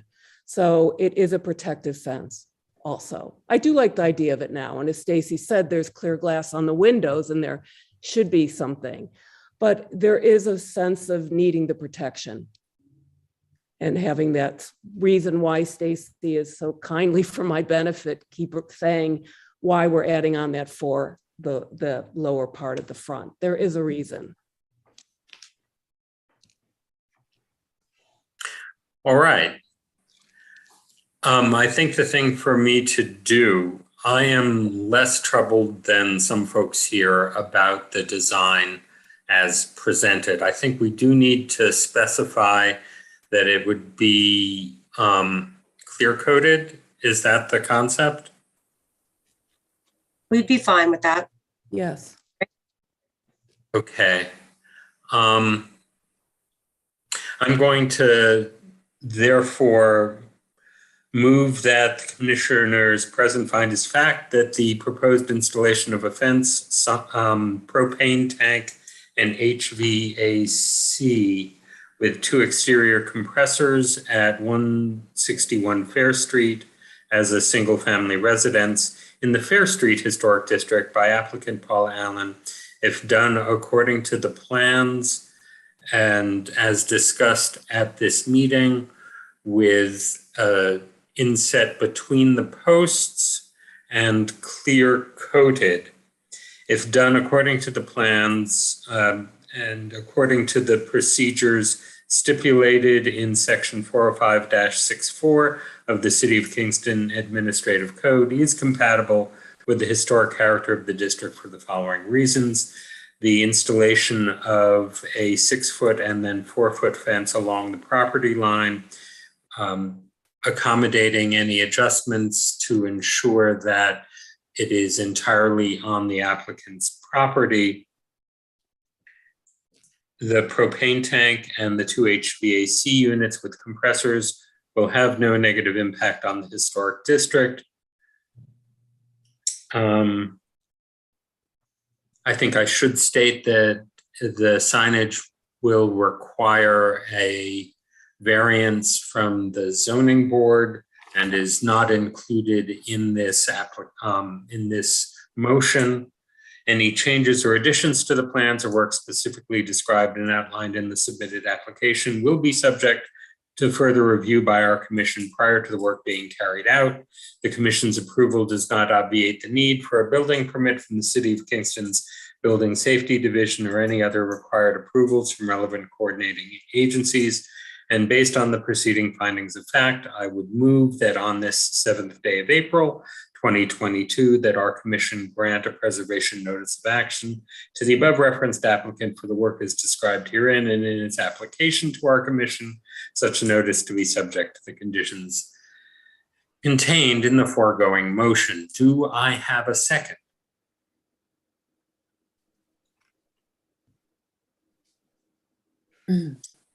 Hearing none, the motion fails. And we would be asking you to come back with a slightly altered design unless. For all three, for the split units, the propane and the fence?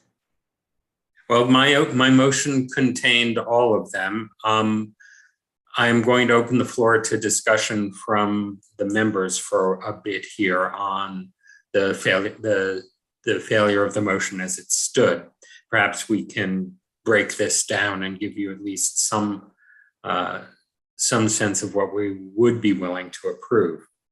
All right, commission members. Hayes. I will support a motion that contains the compressor units, the tank, and the 6-foot portion of the fence not extending beyond the front corner of the building. I would vote for that, and then you come back and we figure out a way for that additional step down portion. But I can't vote for it as proposed. So are you making that motion? Yeah, if we want to amend the findings of fact and the preservation notice of action to sort of include the compressors, the tank at the back, and the 6-foot portion only of the fence as proposed, I could support that. But then with the understanding that the applicant comes back and rediscusses, we find a different alternative for that step down portion of the fence. Is there a second? The 6-foot portion is coming out to where the stone ends, where the steps come down. It's actually in that picture, not at the building itself. The building department said I'd step down at the edge of the steps. So I just want to make sure that if we're. Well, wherever you have to step down now is where the 6-foot portion would end. Not at the edge of the building. Well, is it the edge of the portico or is it the edge of the structure? I don't. I think they consider the structure to be the stone edifice that's on the edge of the steps. There's a stone pillar that is where the steps come down to the edge. So the 6-foot ends they can bring 6 foot to the front yard setback, which is 15 foot from their front yard. That's what it is. So it's where it is in that picture, right? Correct. Yes. The portion. Yeah, yep. I can support that. Okay. And then come back and we'll figure out something else on the step down portion. Yeah. Okay. I would second. Robert. Second. Oh, okay. if we amended the. Yeah, you had a question. Okay, anyone else with commentary on Hayes's proposal? All right, I will accept the amendment and ask for a second on the motion as amended. Andrea, Rob? second. Andrea, second. All right, any further discussion? All right, I will call the roll on the motion as amended. That's the 6-foot section, the HVAC, and the propane tank. Just so everyone understands, that's what we're discussing at the moment. And we are also discussing a natural finish rather than white. Correct. Okay. Now, with that understanding, are there any other questions from commission members?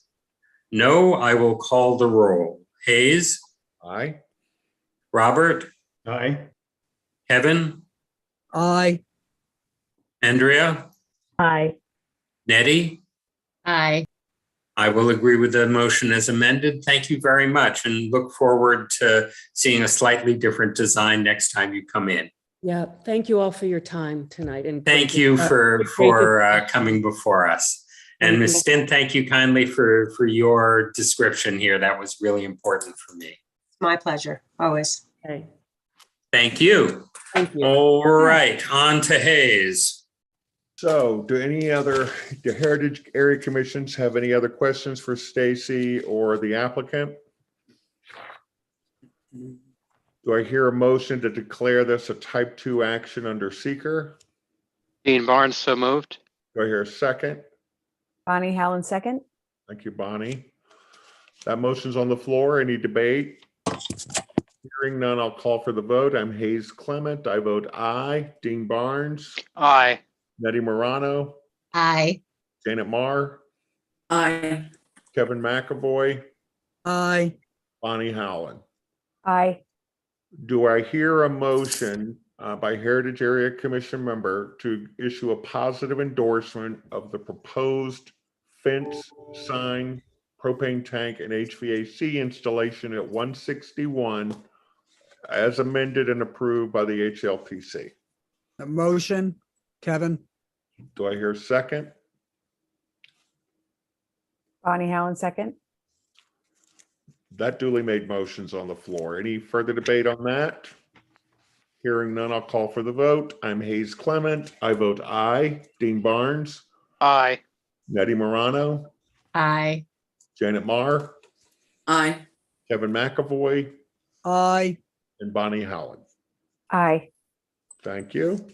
We'll see you next month. Look forward to it. Thank Have a you. good Thank you all.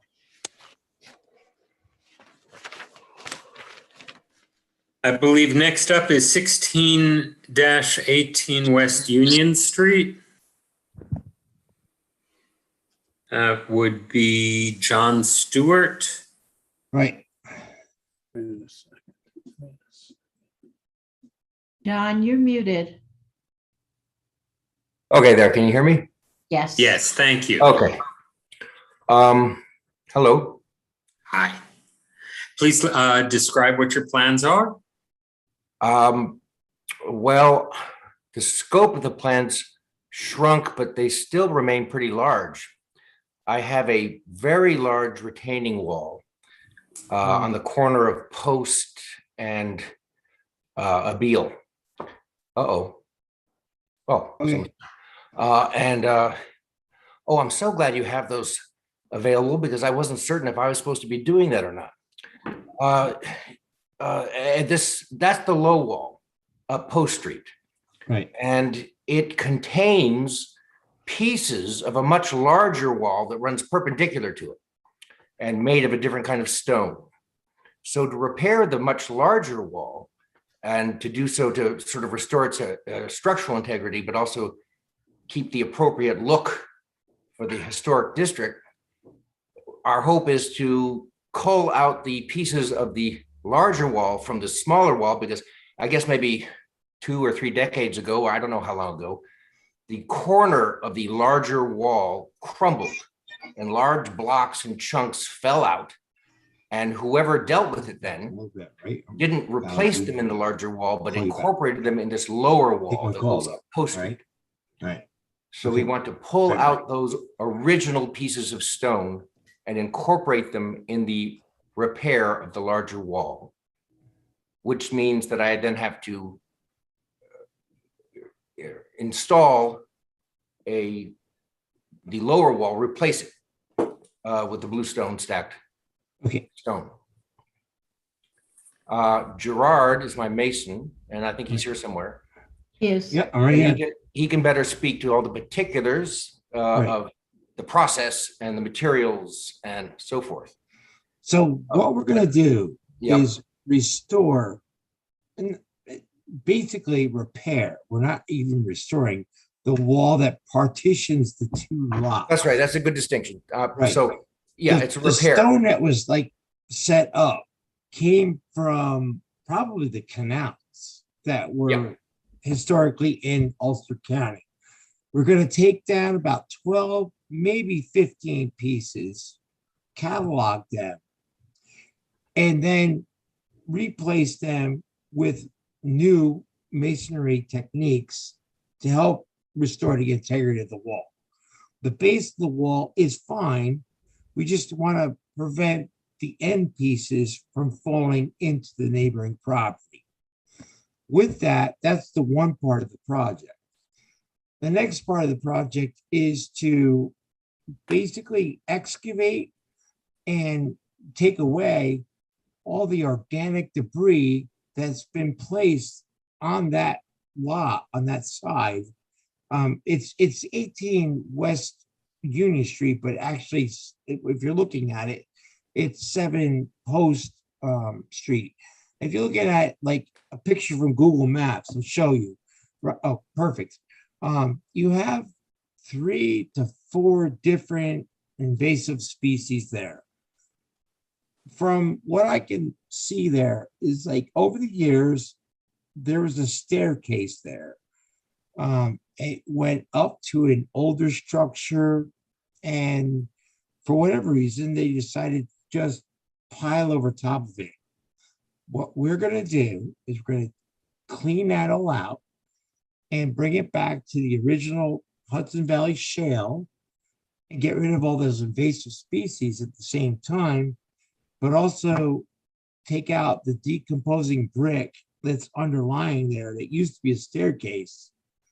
In other words, that area was dumped on, and we're going to clean up that area and finish it by doing a stacked colonial bluestone wall along the property line, right from where the guardrail is down to the neighboring property, and hopefully discover the antique bluestone sidewalk that was probably originally there.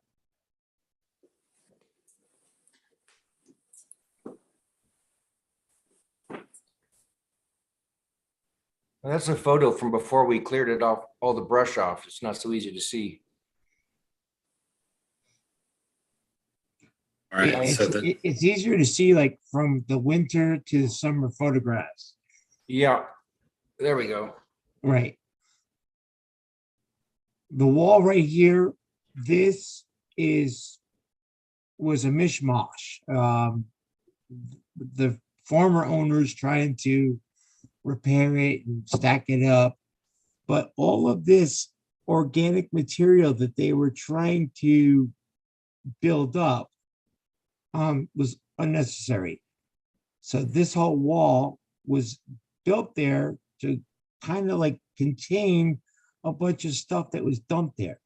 What we're going to do is get rid of all of this, cart it away, because it contains a lot of like invasive species plants, 3 of them I know of, that, you know, are spreading around the whole neighborhood. We get rid of those, and then we're going to rebuild this wall as a cosmetic feature with the common New York State colonial stacked walls you see all over Kingston. Right at, oh, you can't really see it from these photographs.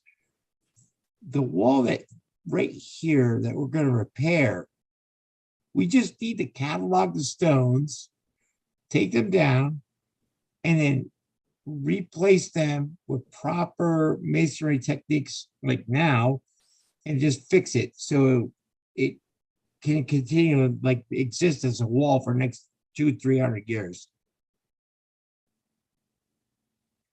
All right, but it will be holding back less soil and vegetation. Here's my point. There is nothing holding back. The historical wall that was built there, we just need to, we're preserving it.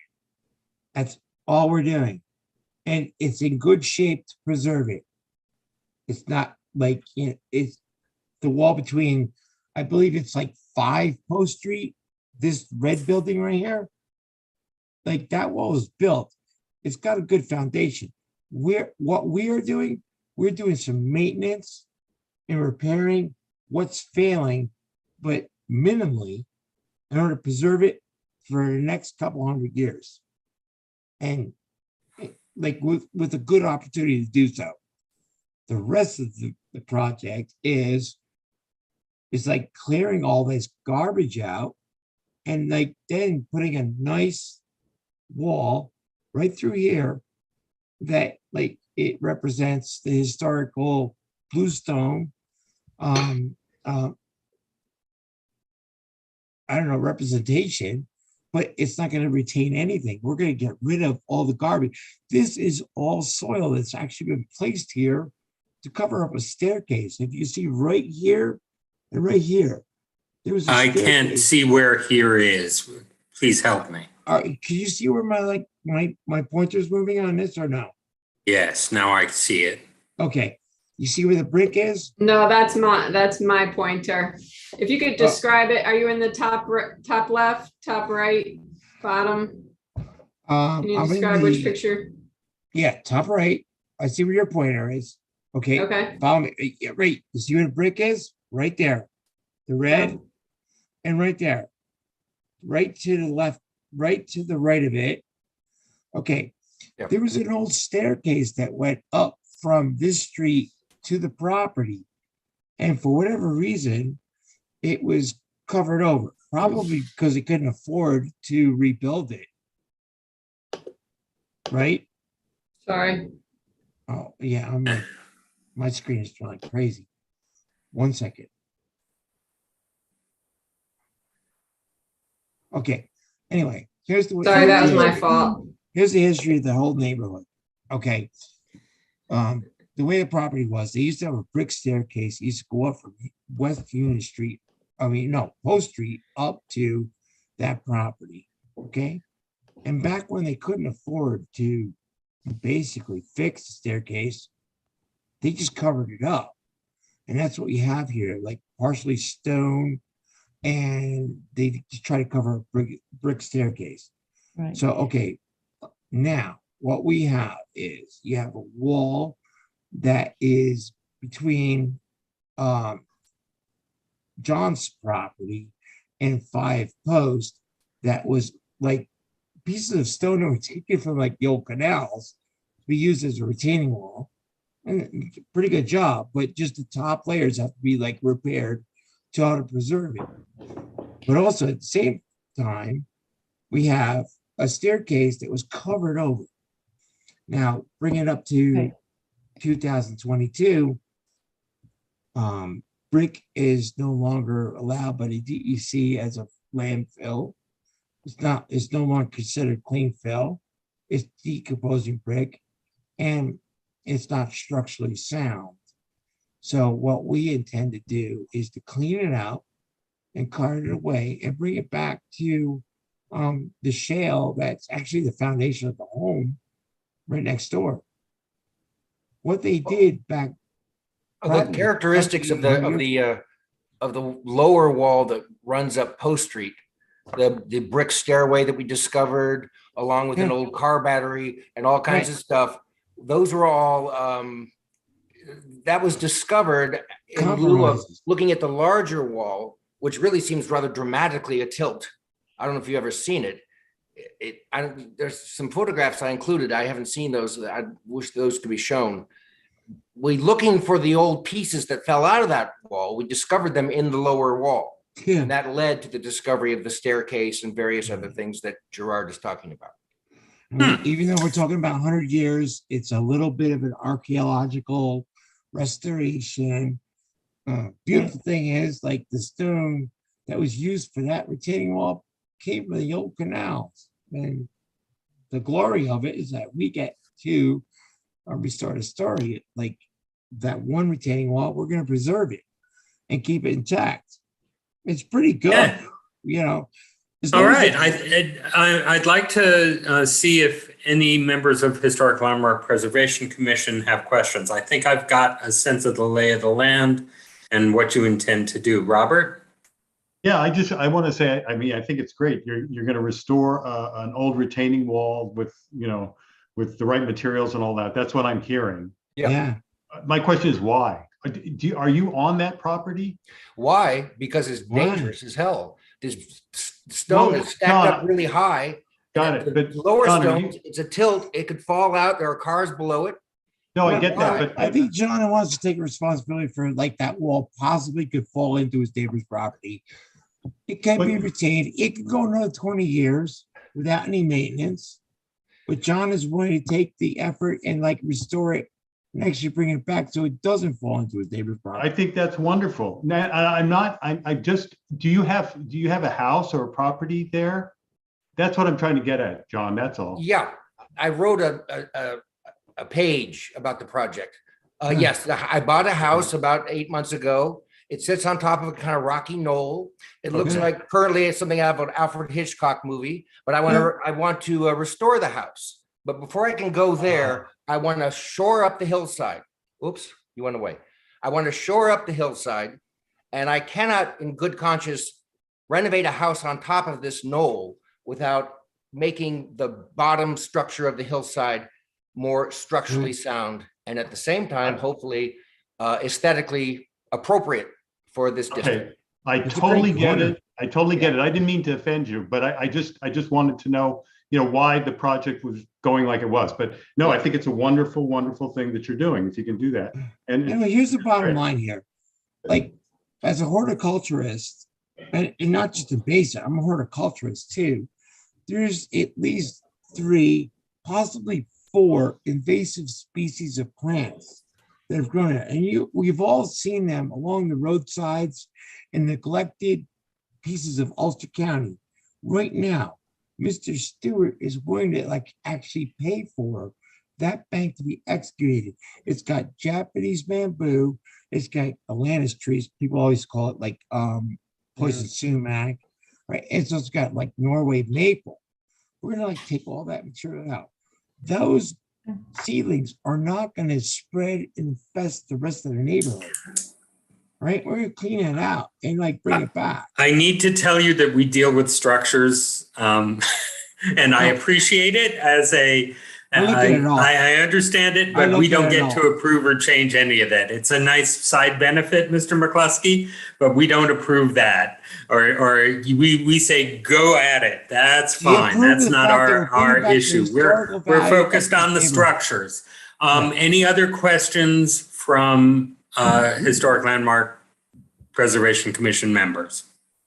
Yeah, I think when you're talking about D&H Canal, you're probably talking about limestone, and then you also have bluestone. So it's going to be a combination of the two, and maybe some fieldstone. I don't know. It's sedimentary rock. It's like the sedimentary rock. Okay. Either one. That answers the question. Okay, sounds good. Right. It's definitely pieces taken from the canal. Okay, I will entertain a motion that we declare this a type 2 action under the Historic Landmark Preservation, under the State Environmental Quality Review Act. I saw Hayes's hand. Thank you, Hayes. Yep. Do I have a second? Second. Thank you, Kevin. I will call the roll. Hayes? Aye. Robert? Aye. Kevin? Aye. Andrea? Aye. Nettie? Aye. I will also vote in the affirmative. And Is there any discussion of the project itself or final questions for the proponents? I think it looks great. Thank you for the investment and the care you're taking with this. I just I want to share, it's a pleasure to be able to share what we're trying to do here in Ulster County. And that's a kindness. Thank you, Mr. McCluskey. Yeah. All right, then, with that in mind, I move that we find as fact that the proposed repair and construction of stone retaining walls at 16 and 18 West Union Street in the Rondout Historic District by applicant John Stewart, if done according to the plans reviewed at this meeting and according to the procedures stipulated in section 405-64 of the City of Kingston's Administrative Code, is compatible with the historic character of the district for the following reasons. The existing stone walls will be repaired and reconstructed with additional blue stone wall added to the bank. The repair and construction will aid in maintaining the property and allow for the maintenance of landscaping and property into the future, that any additions or changes to the plans or work specifically described and outlined in the submitted application will be subject to further review by our commission prior to additional work being carried out. That the commission's approval does not obviate the need for a building permit from the City of Kingston's Building Safety Division or any other required approvals from relevant coordinating agencies.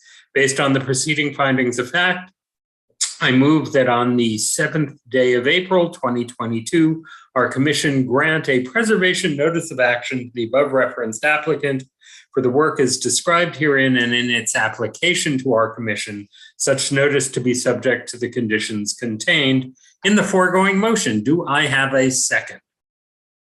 Hayes Clement, second. Thank you, Hayes. Any additional discussion within the board? Hearing none, I will call the roll. Hayes? Aye. Robert? Aye. Kevin? Aye. Andrea? Aye. Nettie? Aye. I also vote in the affirmative. I think it's a wonderful thing to see such care being taken with bluestone in the city, and thank you so much. Sure. Thank you. Thank Do you. any members of the Heritage Area Commission have additional questions or issues to raise with the applicant? Do I hear a motion from a Heritage Area Commissioner to declare this a type 2 action under seeker? Motion, Kevin. By Kevin, do I hear a second? Second, Dean. Second by Dean Barnes, thank you. That motion's on the floor. Any debate? Hearing none, I'll call for the vote. I'm Hayes Clement, I vote aye. Dean Barnes? Aye. Nettie Morano? Aye. Janet Marr? Aye. Kevin McAvoy? Aye. Bonnie Howland? Aye. You guys have it. Do I hear a motion to issue a positive endorsement of the proposed retaining wall work at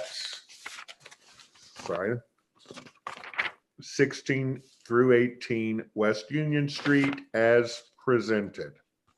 Dean Barnes, so moved. Do I hear a second? Nettie Morano, second. Nettie Morano, Nettie. second. Thank you, Nettie. Nettie got it. That motion's on the floor. Any further debate? Hearing none, I'll call for the vote. I'm Hayes Clement. I vote aye. Dean Barnes? Aye. Nettie Morano? Aye. Janet Marr? Aye. Kevin McAvoy? Aye.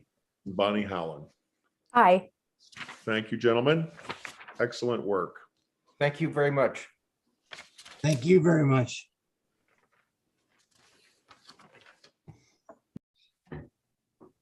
I posted in the chat, I have an interest in an adjoining property here, so I'm going to be recusing from the DAR's application. Hayes, I will turn this one over to you for both boards.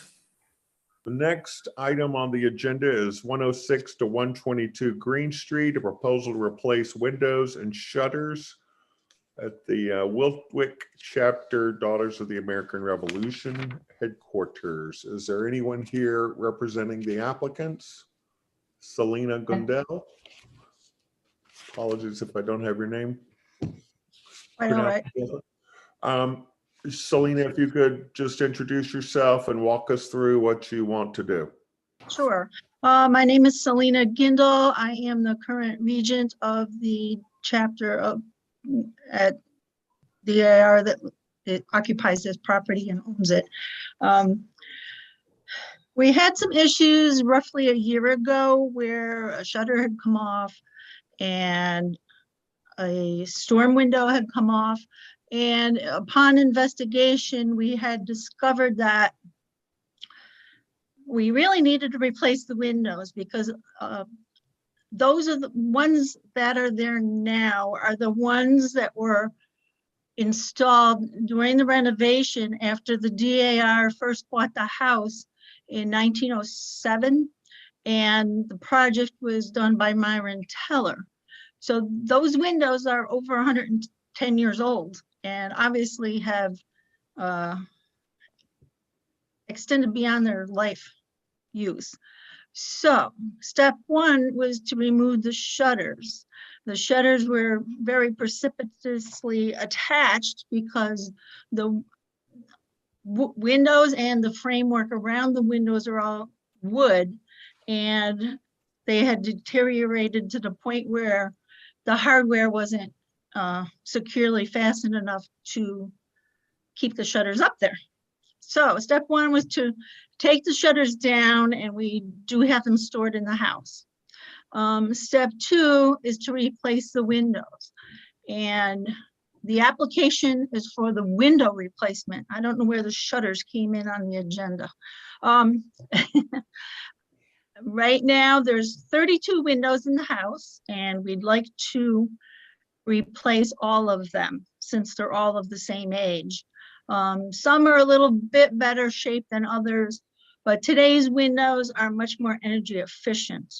I included with the applications the spec sheets from Marvin Windows. We have H&J Farms Contracting working with us. They are a certified Marvin window installer, and they, along with representatives from Williams Lumber, who are Marvin distributors in our area, have measured every unit, and they will all be custom made to fit the existing openings in the same size that they are. There's also different divisions of different windows. Some are 12/12, some are 6/6, and we will be keeping the exact same division. They will be wood. They will be painted white once the new ones are installed. And basically you won't notice any difference, except they won't be peeling paint and everything on there. But just to clarify, these are going to be wood sash windows, not metal clad wood? Correct, wooden. And they're going Wooden to, construction, and that's what's in the Marvin information that I submitted. and you're replacing the window surround also, or just the sashes? The window surrounds will be replaced as an needed basis, you know, at the time of evaluation when the existing window is ready to be put, or the new window is ready to be put in, and a full view of the surround can be assessed at that time. But are the, and you said they're custom sashes at least, the sashes are the exact dimensions of the existing windows. You're not going to be filling in to fit a Marvin manufactured window. No, these are all custom size. So if you look at the information, you'll see that there's a couple of them, or some, they vary slightly in size from one to the other. And So, the plan would be that the wood shutters that exist today would be restored and reinstalled, hinged, or however they're done now, exactly the way they are? right now, we are 501c3 organization. The first and foremost is to secure and weatherproof the building envelope. Once we get that project done, we will try to put the budget together and then repair or replace the shutters when needed.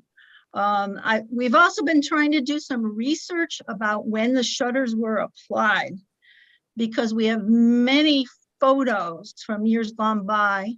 And the front porch was done during the Teller restoration. And there's quite a few photos with no shutters, with shutters only on the front facade, and then in recent history with them all around. So we're not sure at this point in the game what is historically accurate, and we'd like to go in that vein when the budget allows. Just a couple of other questions and I'll turn it over to other commission members. But so the glass panes in these windows from 1910, is there anything sort of interesting architecturally about the glass? Is it wavy? Is it imperfect? Is it? Not that I've ever noticed. I haven't gone and inspected every one. Okay. It's not really the glass that's the problem, it's the wood. And the deterioration of the wood due to age and the weather, mainly in the winter, in the Northeast here. And finally, for me, Selena, have you talked to any local window restoration experts about trying to work with the existing windows? I believe one of the board members had gotten some information, but it would be extremely cost prohibitive. What were the costs, if you don't mind? I don't have like that a per window information. cost, or was it the whole project cost? I don't recall.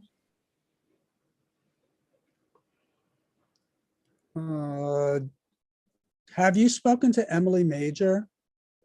She's a window specialist, and sometimes not all the windows have to be replaced, and only sections of the sashes have to be replaced, or the surrounds. She's got a lot of experience with this. Okay. By replacing them, though, we would also get much more energy efficiency.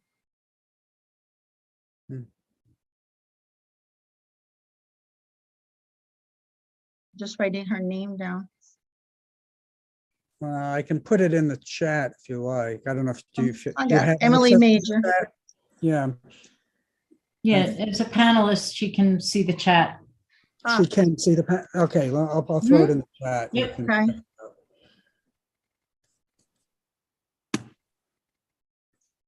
Kevin, I believe it's white clay preservation. I believe that's what it is in red. Yeah, that's what I just put in there. Yeah, Emily at White Clay Preservation, yeah. White Clay Kill Preservation. That's what I have. Okay. And Why would you suggest going that route instead of installing new ones? May I ask? Well, for the historic integrity, if you have a Myron Teller there, I mean, you know, that's serious Kingston architecture there. Right. And you should have the glass looked at, like what Hayes was saying. I mean, the glass could be it could be older glass. The glass could be older than the windows. I don't know. You know, that could be too.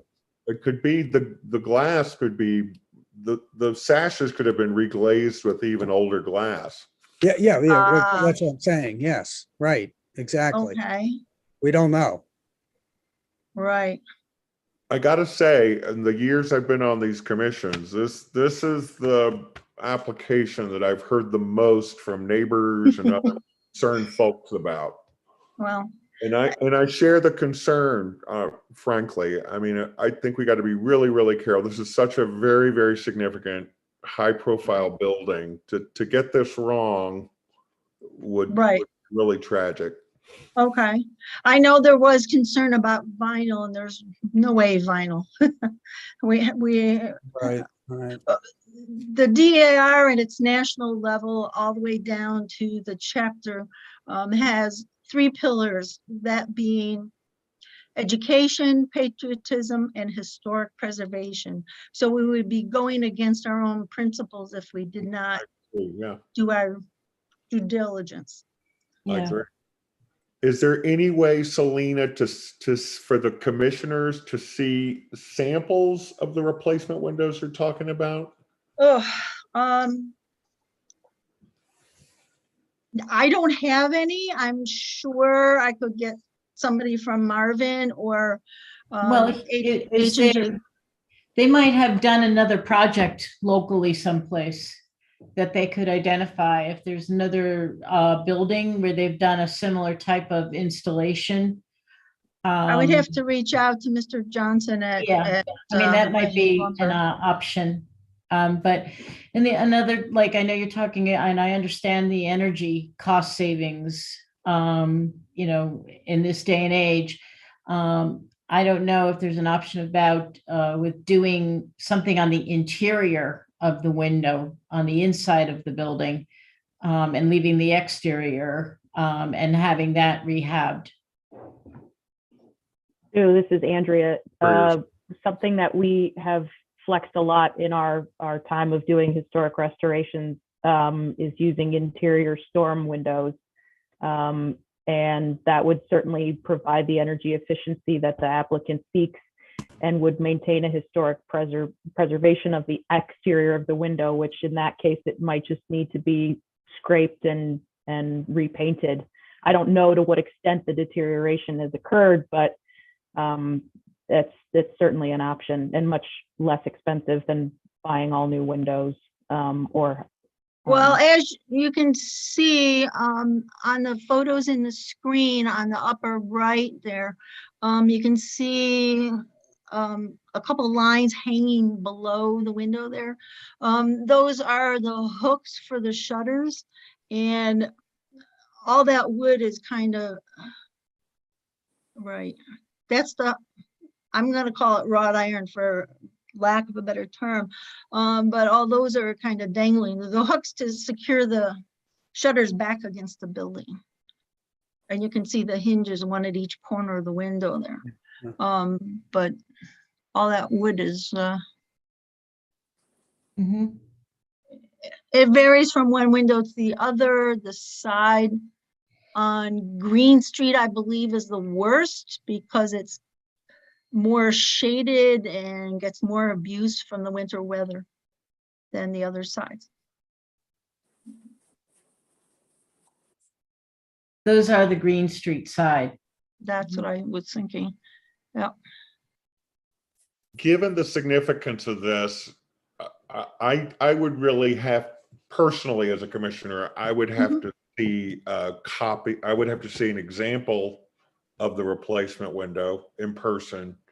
I'd want to also see, you know, what is the plan and sort of the historical context for restoring the shutters, or what would be the rationale for not doing it?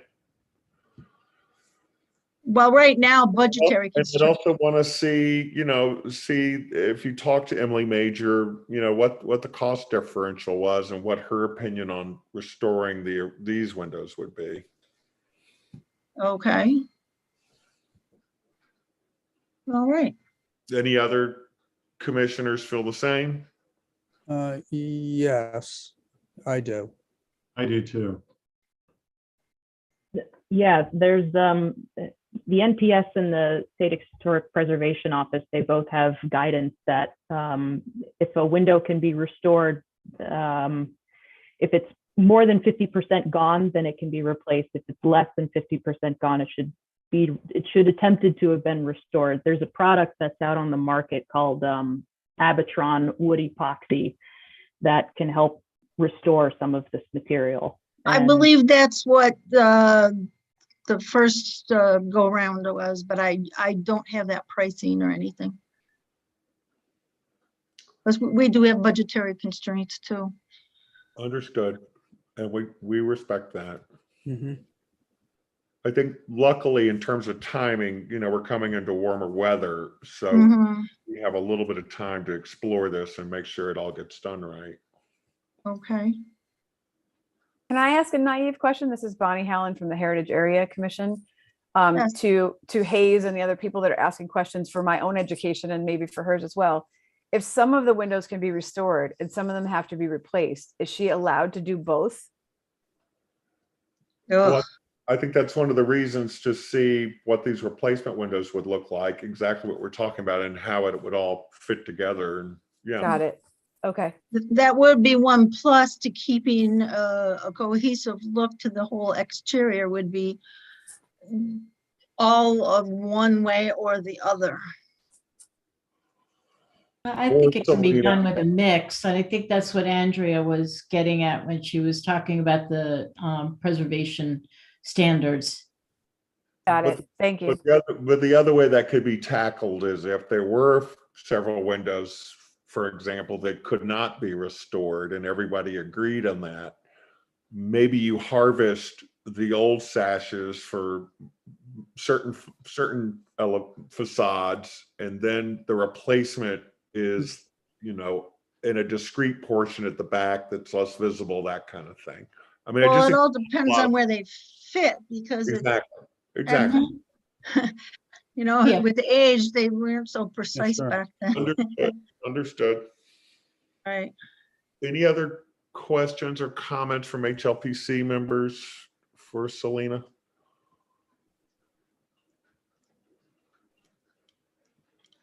Do I hear a motion from an HLPC member to table this discussion until next month? I'll make the motion. Kevin? Do I hear a second? I'll second. Oh, Who was seconding it? Robert? Yeah. Robert. Thank you, Robert. That motion's on the floor. Any further debate on that?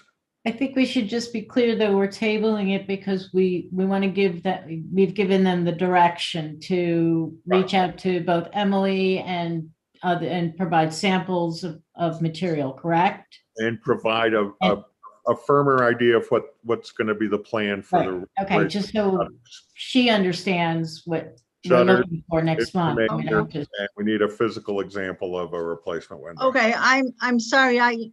Suzanne was talking over Hayes. If you could repeat what you were saying at the end.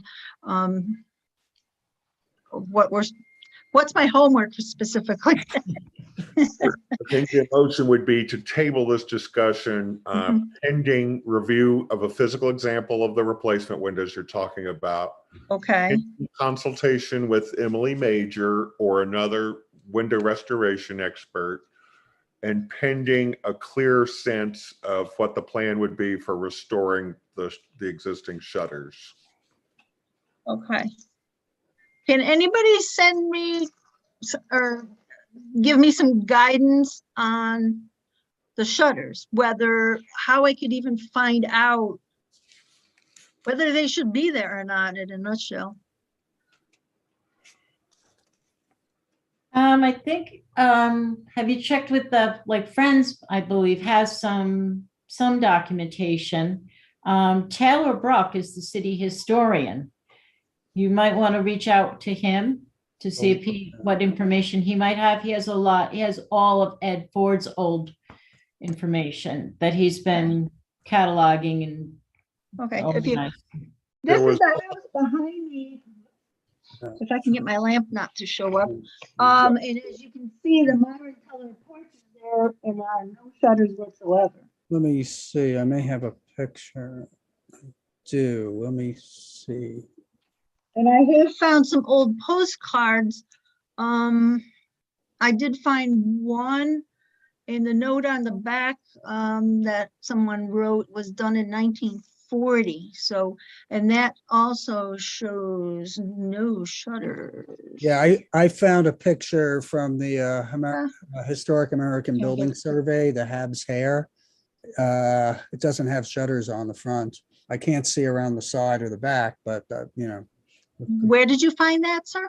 The Historic American Building Survey. Oh. I think at the repository, I believe, is the Library of Congress. Ah. And it would have been done, I think, in the 30s. Documentation compiled after 1933. Okay. So I guess the question would be, if it was found, what time period dictates whether or not it has shutters? I think that's what we want to look, what we'd like you, with the help of like Taylor Brook and Friends of Historic Kingston, to sort of come to your own point of view with on that and present it to us with some, you know, evidence and all that.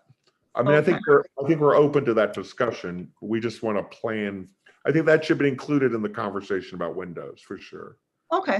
Well, I wasn't sure. I know, you know, step one is the windows, because we can't deal with the shutters without the windows being, you know, of sound material, until. Friends of Historic Kingston, Selena, just a major, they restored all of the shutters on the Fred Johnston Museum house. So Oh, yes. they might I have know some ideas. we have several members that also belong to that. So they may have some ideas on folks who can restore shutters. Okay. I'm just making some notes.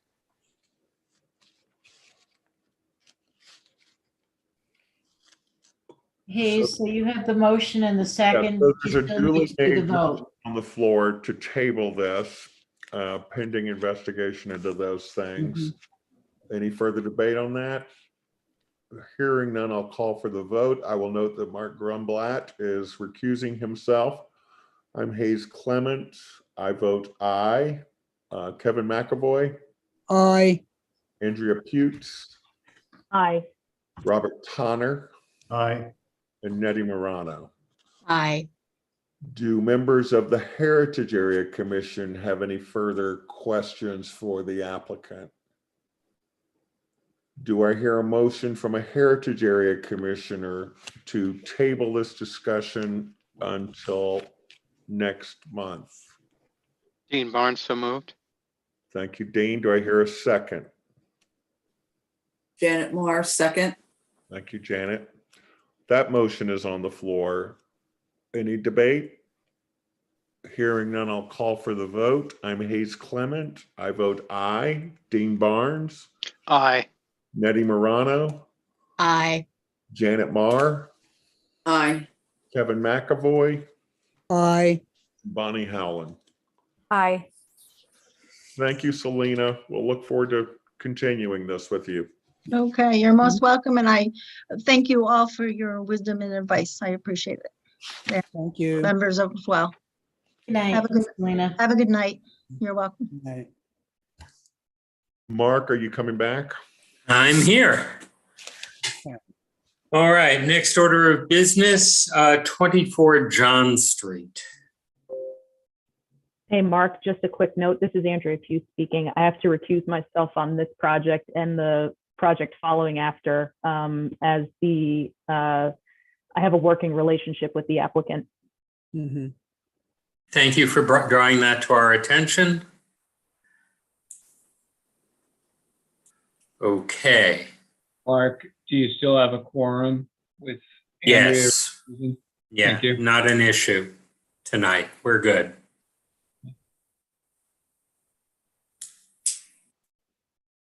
All right, Scott, would you like to tell us what the plan is for this property? So for my part, I think this is the longest HLPC, HAC meeting I've ever attended in 25 years. I'll do my part to be efficient. 24 John Street has been before the board a number of times. It is the last of the 4 buildings in the Kinsley Hotel portfolio. They are having a site management issue along the property line with the adjacent property owner and have requested the installation of a fence on the side yard. Sue and I have had a couple of conversations about this. The applicant is flexible. Their request is to bring a fence that matches all of the other properties, that the fence detail that has been approved at 41 Pearl and 24 John prior to this request, just to clean up the site a little bit, organize it, and bring it to the front leading edge of the adjacent property's porch. This, the color that is requested has been previously approved by this board. The fence detail has previously been approved by the board. The only new element here is the request to add the fence on the sideline, the eastern sideline of the property. So Kyla, if you go back to the picture of from the front, just so people can get an idea of where, right there. So this would come out, it wouldn't come out to where the steps come down, but to the side porch is what we were talking about. So you're going to have it at that setback, very similar to the discussion that you had with 161 there. But it's not coming out all the way to the street. It's coming out to the setback. Okay. Correct. Kyla, you can move your cursor a little bit to the right, a little more. There you go. Coming out basically to the lattice, into the lattice. Correct. Okay, got it.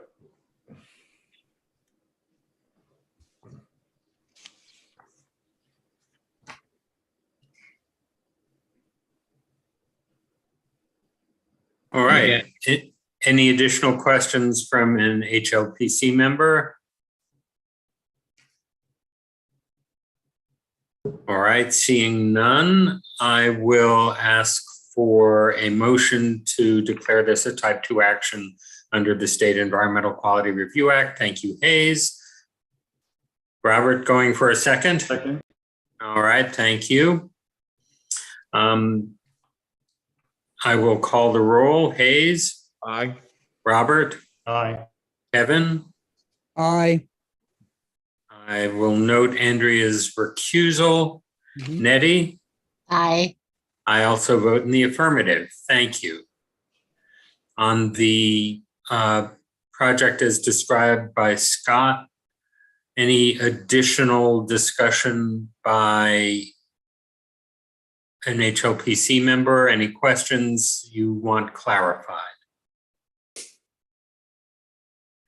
Seeing none, I will move that the commission find as fact that the proposed installation of additional fencing at 24 John Street in the Stockade Historic District by applicant owner Hudson Valley Kingston Development LLC, if done according to the plans reviewed at this meeting and according to the procedures stipulated in section 405-64 of the City of Kingston's Administrative Code, is compatible with the historic character of the district for the following reasons. The fencing is proposed to match the style and color of previously approved fencing for the property.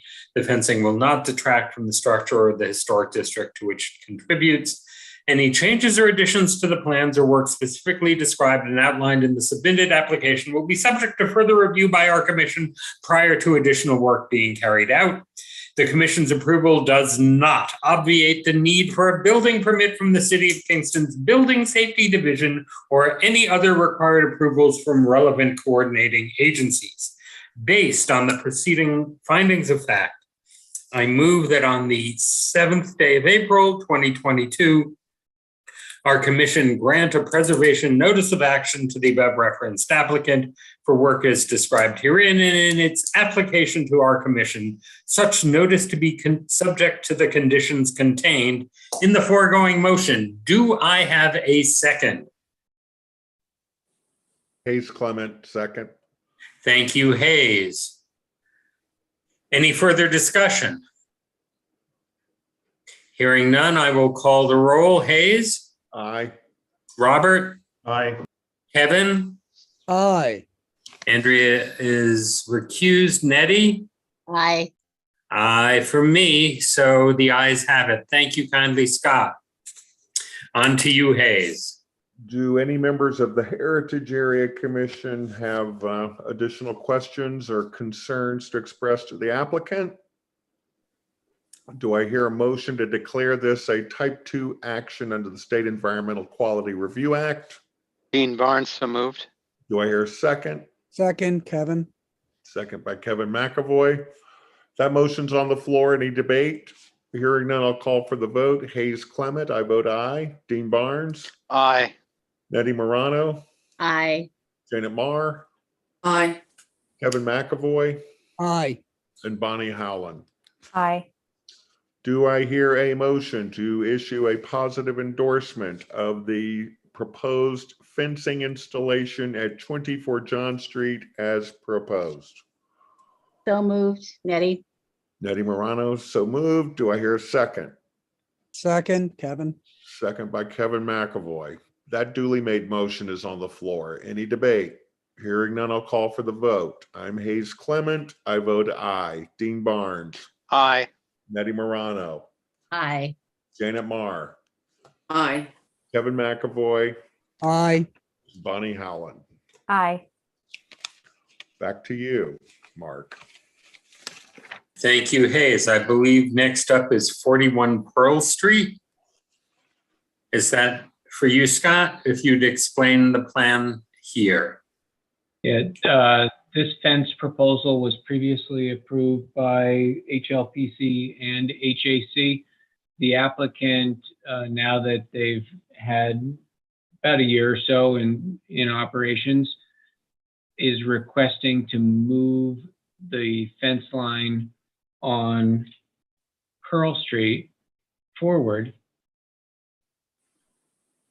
And that would allow for the stairs that you see there to be in the enclosure behind the fence line, creating a greater sense of privacy in that space that is a half level below the street line. It's not a thoroughfare. The applicant has parking adjacent to it. You see here the signs for the Kinsley Hotel. It's not anticipated that those gates will be open and closed frequently. They're other than for maintenance, let's say in the winter time.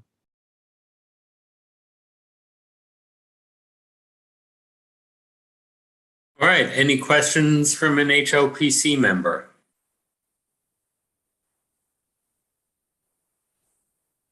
Hearing none, I'll entertain a motion to declare this a type 2 action under the State Environmental Quality Review Act. Hayes Clement, so moved. Thank you, Hayes. Do I hear a second? Robert Tonner, second. Thank you, Robert. Any discussion? Hearing none, I'll call the roll. Hayes? Aye. Robert? Aye. Kevin? Aye. Nettie? Aye. I also vote in the affirmative and note the recusal of Andrea Putes. On to the project itself, moving of the fence. Any additional questions from an HLPC member? All right, hearing none, I will move that our commission find as fact that the proposed relocation of a previous approved fence at 41 Pearl Street in the Stockade Historic District by applicant owner Hudson Valley Kingston Development LLC, if done according to the plans reviewed at this meeting and according to the procedures stipulated in section 405-64 of the City of Kingston's Administrative Code, is compatible with the historic character of the district for the following reasons. The fencing style and color was previously approved by our commission and is only proposed to be relocated from its originally proposed location. The fencing will not detract from the structure or the historic district to which it contributes. Any changes or additions to the plans or work specifically described and outlined in the submitted application will be subject to further review by our commission prior to any additional work being carried out. The commission's approval does not obviate the need for a building permit from the City of Kingston's Building Safety Division or any other required approvals from relevant coordinating agencies. Based on the preceding findings of fact, it is proposed that No. I so move that on the 7th day of April, 2022, this commission grant a preservation notice of action to the above referenced applicant for the work as described herein and in its application to the commission, such notice to be subject to the conditions contained in the foregoing motion. Do I hear a second? Hayes Clement, second. Thank you, Hayes. Any further discussion? Hearing none, I'll call the roll. Hayes? Aye. Robert? Aye. Kevin? Aye. Nettie? Aye. I also vote in the affirmative and note the recusal of Andrea Putes. On to you, Hayes. Any members of the Heritage Area Commission have questions of the applicant? Do I hear a motion from a Heritage Area Commissioner to declare this a type 2 action under seeker? Dean Barnes, so moved. Do I hear a second? Bonnie Second. Hallen, second. Bonnie Bonnie. Hallen, second. Thank you, Bonnie. That motion's on the floor. Any debate? Hearing none, I'll call for the vote. I'm Hayes Clement. I vote aye. Dean Barnes, Aye. Nettie Morano, Aye. Janet Marr, Aye. Kevin McAvoy, Aye. and Bonnie Howland. With the spunk of Mark Grumblatt, aye. Do I hear a motion to approve as submitted the plan for the adjusted fence installation at 41 Pearl Street? Motion. Motion by Kevin McAvoy. Do I hear a second? Nettie, second. Nettie Morano, second. That motion is on the floor. Any further debate? Hearing none, I'll call for the vote. I'm Hayes Clement. I vote aye. Dean Barnes, Aye. Nettie Morano, Aye. Janet Marr, Aye. Kevin McAvoy, Aye. and Spunky Bonnie Howland. Aye. All right. Thank you. And Go ahead, Mr. Scott. Chairman, since the next two applications that I'm before this joint board are just HAC, can I just say that I hope that a Broadway producer was watching tonight. The auditions were great. I appreciated it. And I will see you all in 5 minutes, I hope. All right. I will entertain a motion from an HLPC member to adjourn. Andrea, so moved? You should unmute first. Yes, I so move, please. Robert, is that a second? Absolutely. I am foregoing discussion and will simply call the roll. Hayes? Aye. Robert? Aye. Kevin? Aye. Andrea? Aye. Nettie? Aye. I also vote in the affirmative. We stand adjourned. Well done, all. Excellent fortitude. Captain, I will turn it back to you, Hayes. Have a wonderful evening. You too. Okay, so HAC, we have a few more things. First is an application to install business identification signage at 448 Broadway. Aditi Laswamy is the applicant. I'm Aditi? here. Okay, great. Thank you for being with. Oh, it's Goswami. Sorry. Yeah, the spelling was incorrect, so I changed it in the name. Tell us a little about what you want to do. So it's going to be primarily a commercial kitchen. It has a kitchen space and a storefront. So I have an existing business called Calcutta Kitchens, where I make a line of Indian sauces and condiments that I retail and wholesale nationwide. So this is my first brick and mortar outlet for my business. Primarily, I started doing farmers markets in the New York City area. Currently, I do Kingston farmers markets and certain New York City farmers markets, and as well as wholesale my products nationwide.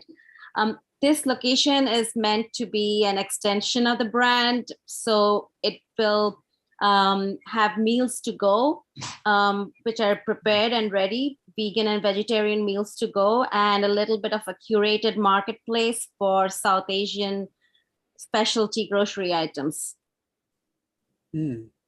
Looks great. And as well as offering cooking classes, hopefully offering cooking classes in the future, which is something I have done in the past. I ran a culinary training program, and something on those lines will be offered occasionally. I'm very excited for this. Thank you. Thanks, too. What are you opening? Actually, I signed the lease this week. I had my kitchen inspection today, so I am good to go as of next week as of using the kitchen. As for opening the doors to the public, I'm targeting May 1st, provided all the signage, etc., comes in. So that's kind of the soft opening. And this is the final design, at least graphically, for the. So I don't know what happened when I printed the sheet for submission. Maybe my printer didn't print everything right. The final design is that, except that on the window, that the pink half flowers that you see are actually going to be yellow on the window design, and the hanging sign is actually a wood hanging sign with another little bit of a rider sign in pink. I may be able to share my screen and you can then see what I'm actually proposing. Okay. I was in a rush to make the deadline for the 24th, so I didn't have more stuff ready for you at the time. Sue, can she share her screen? Yeah, I just did her. Okay. Okay, so I'm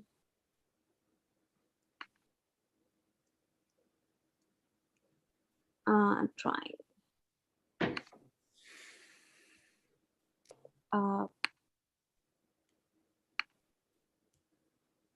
So if you can see, it's the first one is, there are 3 mock-ups. So with the window design, I'm going for the first mock-up, which is the letters in white and the half flowers in yellow. Yep. And for the hanging sign design, if you scroll, I'm scrolling all the way to the bottom, it's the wood sign with Calcutta Kitchens and the rider sign with those 3 words in white. But the rider will be the pink, or it'll be the yellow? It'll be the pink. Okay, so there'll be a yellow, it'll be yellow, pink, and the natural wood. Yes. Anyone have questions for the applicant?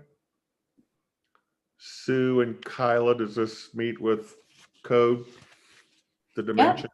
Yeah. Okay. And I also requested, I don't know if I think I had requested that I be allowed to put planter boxes under those windows for vegetation, for just flowers. So is that legal? Yeah, I mean, it looks like there is plenty of clearance. You just have to maintain a sidewalk clearance of 5 feet. So, I think that narrow should not be a planters, problem. Yeah, narrow planters would be fine. For your sign, you're going to have to, give an insurance certificate to the city of Kingston, naming the city as additionally insured. And you would just include, because they're in the right of way, just include the planter boxes at the same time on that same policy. Sure. And the material on the planters is wood. Wood. Okay.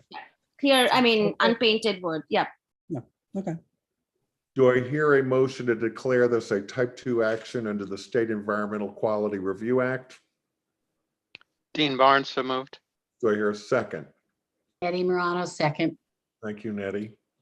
That motion's on the floor. Any debate? Hearing none, I'll call for the vote. I'm Hayes Clement. I vote aye. Dean Barnes? Aye. Nettie Morano? Aye. Janet Marr? Aye. Kevin McAvoy? Aye. And Bonnie Howland. Aye. Second, do I hear a motion to approve the sign installation plan as proposed at 448 Broadway with the city of Kingston named as additionally insured and including 2 narrow wood stained planters. Dean Barnes, so moved. Do I hear a second? Bonnie Nettie Allen, Morano, second. second. Nettie Morano, second. That motion is duly made and on the floor. Is there any further debate? Hearing none, I'll call for the vote. I'm Hayes Clement. I vote an enthusiastic yes. Dean Barnes, Aye. Nettie Morano, Aye. Janet Marr, Aye. Kevin McAvoy, Aye. and Bonnie Howland. Aye, Can't wait to see this open. Thank you so much, everybody. Thanks for your hard work, and I welcome you all to visit it once it's open. Can't We'll wait. all be there. Thank you. Have a Okay. wonderful night. Aditi, Yes. are you doing a class at the upstate table? I did not do a class at the upstate table. I used to teach classes in Connecticut where I previously lived. I've had many requests to teach classes here, but COVID kind of messed with all of that. But now that I actually have a space of my own, I can't wait. Great. Looking forward to it. Thank you so much. Count me in. Thanks. Thank you. It's a pleasure. Thank you. Sure, DT. Next item of business is an application to demolish and construct a new 1,544 square foot building along with associated site improvements at 693 Broadway. Radio Kingston applicant owner. Scott, I know you're here. And I'm here. Jimmy's here. Kristen is here and Jimmy is here. Jimmy Two is Kristens. Okay. Kristen, Jimmy, and Scott. We've got it covered. If one of you would give us a little overview on what you're planning. Sure. I'll lead off and then hand it off to Jimmy and Kristen. This is a project that was previously approved. And as many of you may know, that Radio Kingston invited us to participate in the 13 Franklin Street project adjacent to this site. That project is wrapping up, and they thought that it would make sense for continuity for us to assist them with this project. We started looking at the building and looking at some minor refinements there. And what brings us here before this board tonight is that I looked at that building and said, yes, we can renovate it. But given that the city of Kingston has adopted the stretch code for greater energy performance and sustainability, it might be easier for us to knock this building down and just rebuild it on the same footprint. That in and of itself brings us before your board. So while we can renovate the building, we have an opportunity to reconstruct the building in the same footprint and do so in a way that delivers a much more sustainable building product. I'm going to hand it off to Jimmy and Kristen to talk about the program, which really hasn't changed since the prior approvals were put in place. So we're really here just because of an administrative constraint, if you will, that new construction is required to adhere to the Broadway design guidelines. And we are requesting a waiver from those guidelines to recreate the building on its current footprint with a minor addition to the rear. Jimmy, Kristen? Sure, yeah, and what was approved before was a much more radical design departure from the existing footprint. And after sitting with that, there are some benefits to having some time to think, like the pandemic gave us. We just landed in this place of it just didn't feel like it fit the character of the neighborhood.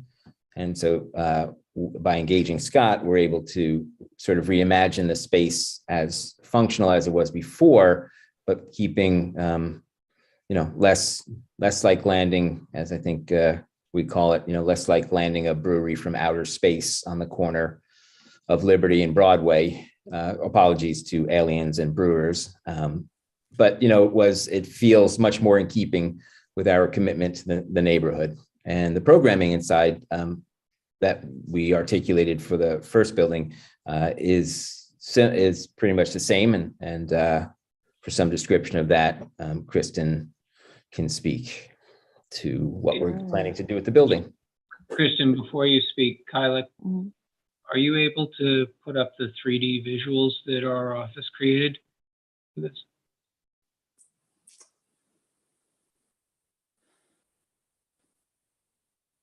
Were included in the package. Yeah. Here we go. Yeah, so we're really envisioning this building, currently 695 Broadway, as a community media center, community assembly space, where we hope to host all kinds of programming inside and outside as well, with a courtyard. And we see these doors here, one large door instead of two single bays to allow access in fair weather for programming to move in and out of the building. And we're imagining film screenings, workshops, any number of maybe a yoga class, like who knows Cooking what instruction. cooking instruction, whatever the community wants to collaborate with us on. So we're envisioning supporting community partners in this facility to help them manifest their programming, and also offering Radio Kingston programming, speaker series, etc., to our neighbors. Is it just my imagination, or is the facade width of this not as wide as the existing building, or is that just the one bay visually tricking me? No, it's the same footprint in width. Yeah. It looks even smaller. I think it's just because it's one bay instead of two. Yeah, I think you're right. Yeah, visually it's playing some tricks. And this board recently approved a neon sign. There's a very robust landscape plan that was approved, incredibly dense with a lot of landscaping and seating opportunities. And what I have heard since I've been brought on board, maybe a year and a half, 2 years ago, is that there was a vision that there might be a band playing at noon on any given Wednesday or Saturday, or there might be a community event, and the garage door would open and enhance that kind of block party experience, which is why it's important for Radio Kingston to keep the same footprint, keep the building set back from the street. Adhering to the Broadway design guidelines would be a completely different project that's antithetical to everything that they envision for the site, or this campus, if you will. And this is a good illustration where you see the three buildings and how they function as a campus. So back to the request, we are requesting a waiver from the HAC from the Broadway design guideline standards. I think it looks terrific and much more tailored and sort of integrated than what's there now. So I would enthusiastically support a waiver on this. Do any other commissioners have questions for the applicants or concerns? No. Anybody have a problem with this? No, I think the design fits very well in the four corners that it's situated. Yeah. In any, I've put into your staff notes the section from the code on waivers. So as a commission, you need to come up with some findings and state some reasoning as the basis. So I don't know if Scott has articulated, the space and the utilization of the outside area in the front. Jimmy, you had also, when we met, explained that there's some connection with the existing structures, and that's part of your reason also to keep it in the back. Maybe you can elaborate a little bit on that. But you need to, in your decision of your waiver, just explain your reasoning. I think it says how the non-conforming elements meet the spirit and intent of the design goals contained in the Broadway design standards. So you need to do that, and that the specific standards or requirements are not appropriate to the particular development or project. So just use that, keep that in your heads when you're thinking. Well, we just need to cite that one thing. We don't have to go through and cite 20 of these. No, I mean, but you just, but you have to state your reasoning. You just can't say we waive them. You have to articulate your reasoning behind it. But one of these criteria suffices. We don't have to go through and pick every single one we think. Well, the criteria following that are just, that's all the site development criteria. That's just taken straight out of so you don't have to cite each one, no. Do we take a secret vote on this too? Yes. Do I hear a motion to declare this a type 2 action under the State Environmental Quality Review Act? Dean Barnes, so moved. Do I hear a second? Janet Moore, second. Thank you, Janet. That motion is duly made and on the floor. Any debate on it? Hearing none, I'll call for the vote. I'm Hayes Clement. I vote aye. Dean Barnes. Aye. Nettie Morano. Aye. Janet Marr. Aye. Kevin McAvoy. Aye. And Bonnie Howland. Aye. Do I hear a motion to approve a waiver for Radio Kingston to construct a new 1,544 square foot building at 693 Broadway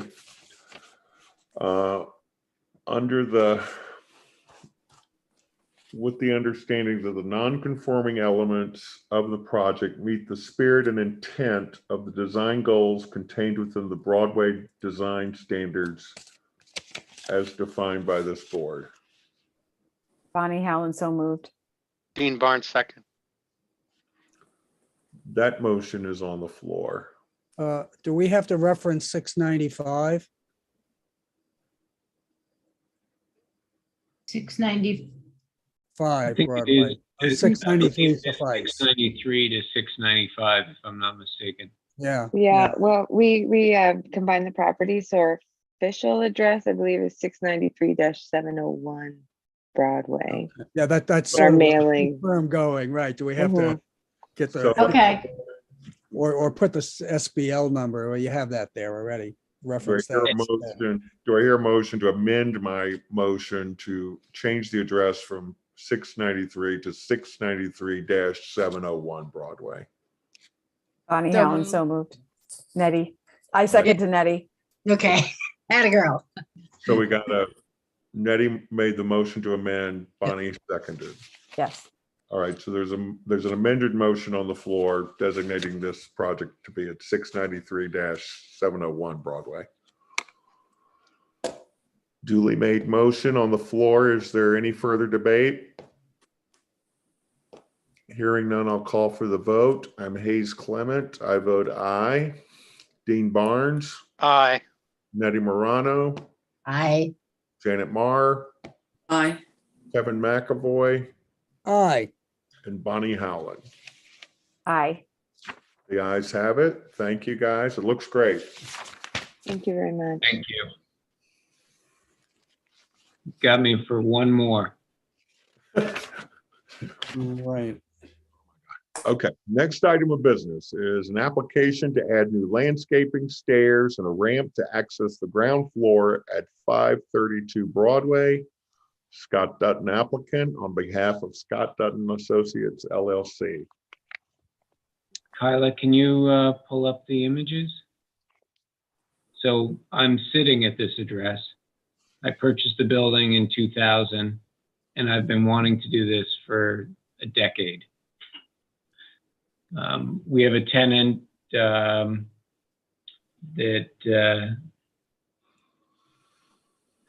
is anxious to move in, and I've been anxious to do something with this grassy knoll for over a decade here. Prior to this, I had a very interesting tenant in that space who was the exclusive framer for the Mapplethorpe Foundation. And after that, we donated the space to Pratt Institute, who did a pop-up program with Kingston High School.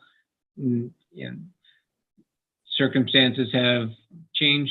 The landscape has changed in Kingston significantly, and we were approached by somebody that wants to do a more retail forward, but in the sense of presenting retail forward, not so much day-to-day retail.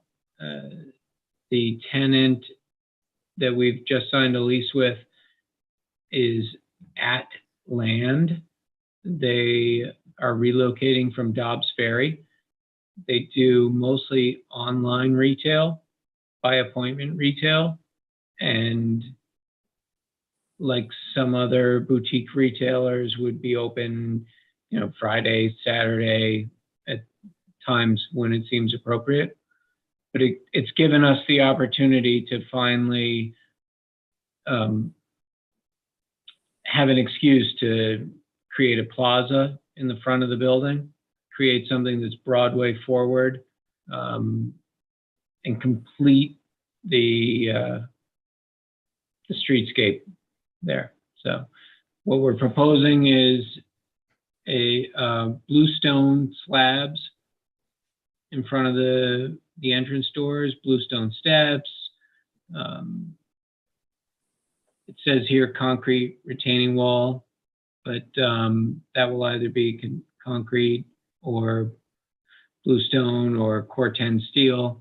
And I'm happy to come back to the board with details, but I'm here tonight to present the concept of this and hoping that I can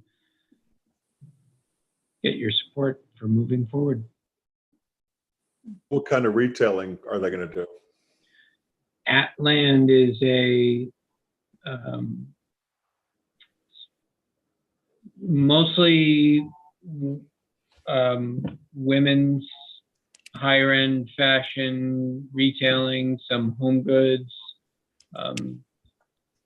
You can look at her website.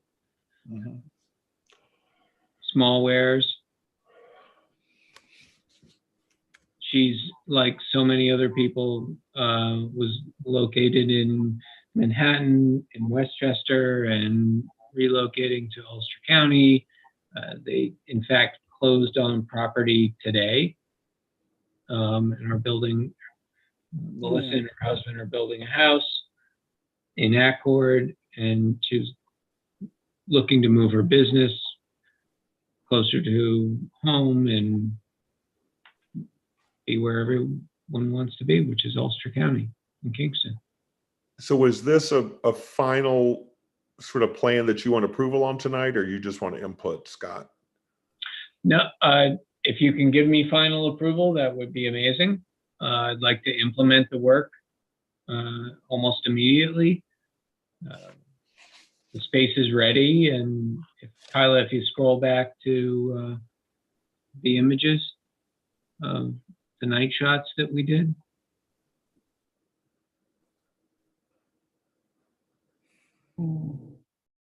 We went ahead at risk,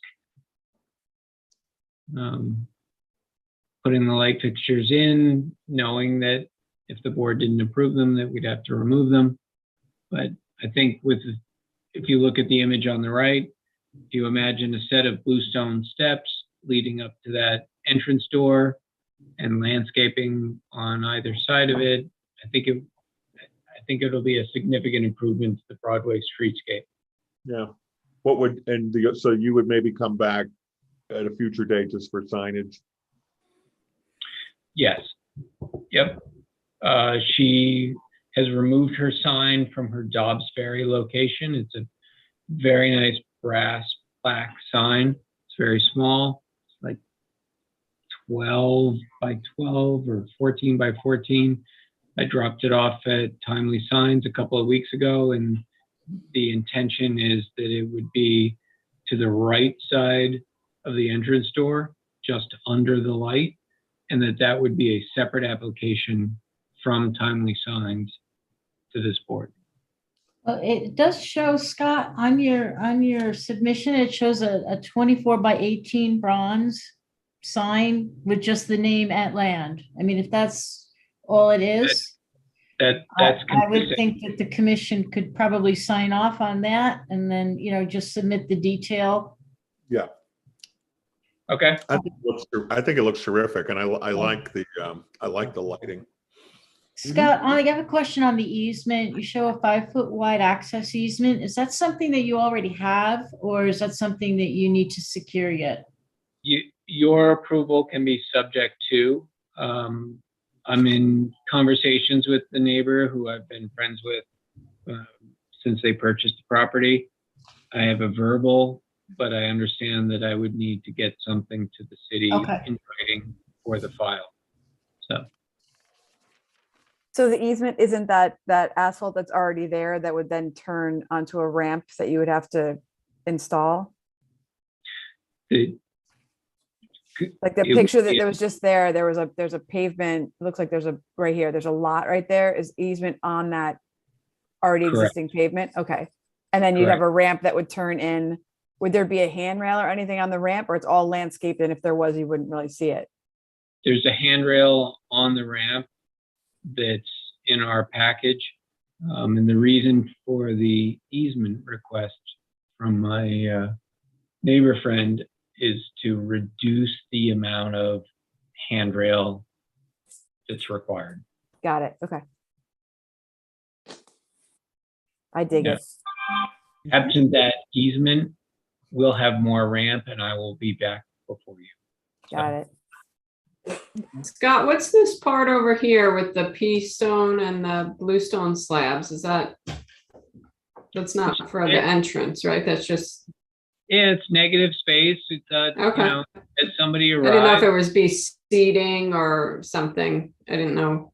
Okay. No, she's not a retailer like you would have, like a retailer in Uptown Kingston or on the Roundout District. Her customers, if you look at her website, she's not a walk-in traffic customer. And we've had this conversation about some of our other tenants at the Fuller building. There are a lot of, bespoke specialty retail providers that have learned over the last few years that they don't need that storefront presence, that where they're really driving their business is online retail. That said, there are certain customers that still like to come and touch and feel and want that very, special experience. But it doesn't need to be a Monday to Sunday where the doors are open. So, and feel free to look at her website, which is Atland, ATLAND. Any other questions for Scott? Do I hear a motion to declare this a type 2 action under the State Environmental Quality Review Act? Dean Barnes, so moved. Do I hear a second? Second, Kevin. Second by Kevin McAvoy. Any debate on that? Hearing none, I'll call for the vote. I'm Hayes Clement. I vote aye. Dean Barnes. Aye. Nettie Morano. Aye. Janet Marr, Aye. Kevin McAvoy, Aye. Well, I can't thank you enough, and I think this is the. Bonnie, did you vote? I didn't, Fine. I'm sorry, I didn't hear you. You kind of went over your microphone. I didn't know if that was me. I'm sorry. Yes, aye. Thank you.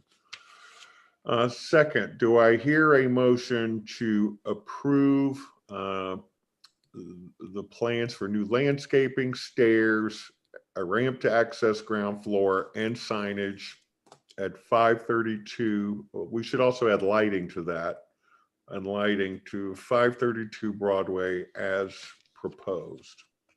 Dean Barnes, so Hayes? moved. Hayes, can you just make that with the detail for signage and easement documentation confirmation be submitted to staff? Okay, so let me start over. Do I hear a motion to approve the plan to add new landscaping, stairs, lighting, signage, and ramp access at 532 Broadway with signage details and easement width to be confirmed by professional staff? So moved. So moved by Dean Barnes. Do I hear a second? Second, Bonnie Howland. That motion is on the floor. Any further debate? Hearing none, I'll call for the vote. I'm Hayes Clement. Enthusiastic, yes. Dean Barnes, Enthusiastic, yes. Nettie Morano, Enthusiastic, yes. Janet Marr, Yes.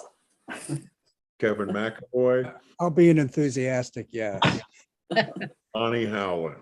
Aye, aye. Thank you, Scott. Thank you. Thanks. Thank you. I think this might be the signage, right? That is fine. Yeah, Okay. right.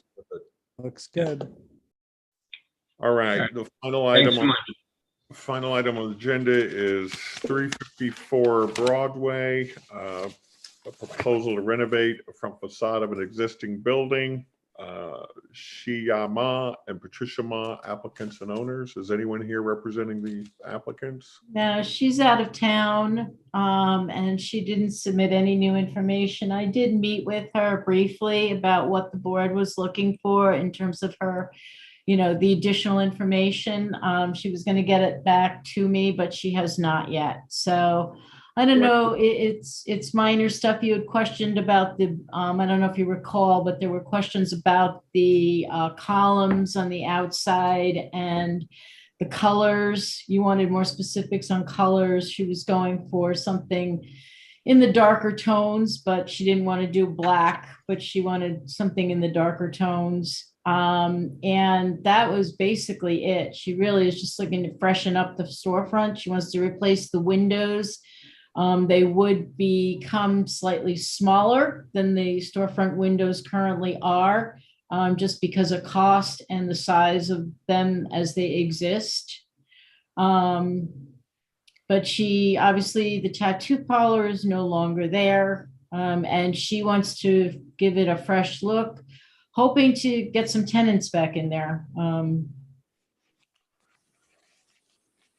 But does she need an immediate answer on this? I still don't feel like there's enough for us to work with. No, I don't know which, this is the drawing. If you recall, this is the drawing that she gave us. Yep. Do I hear a motion to table this application 354 Broadway pending further detail? Bonnie Howland, so moved. Do I hear a second? Janet Marr, second. That motion is on the floor. Any further debate? Hearing none, I'll call for the vote. I'm Hayes Clement. I vote aye. Dean Barnes. Aye. Nettie Morano. Aye. Janet Marr. Aye. Kevin McAvoy. You just vote up. Aye. And Bonnie Howland. Aye. Matthew, you're still with us. Did you have something else for us to consider? Not unless you guys have any questions for me. Yeah. Thanks for hanging in. Yeah, that was. Yes, fortunately, I was able to You multitask. need a motion to adjourn. You can't leave until you do. Sorry. Do I hear a motion to adjourn? Motion to adjourn. Thank you, Kevin. Do I hear a second? Aye, I have aye. a second set. Hearing no debate, I'm not going to entertain debate.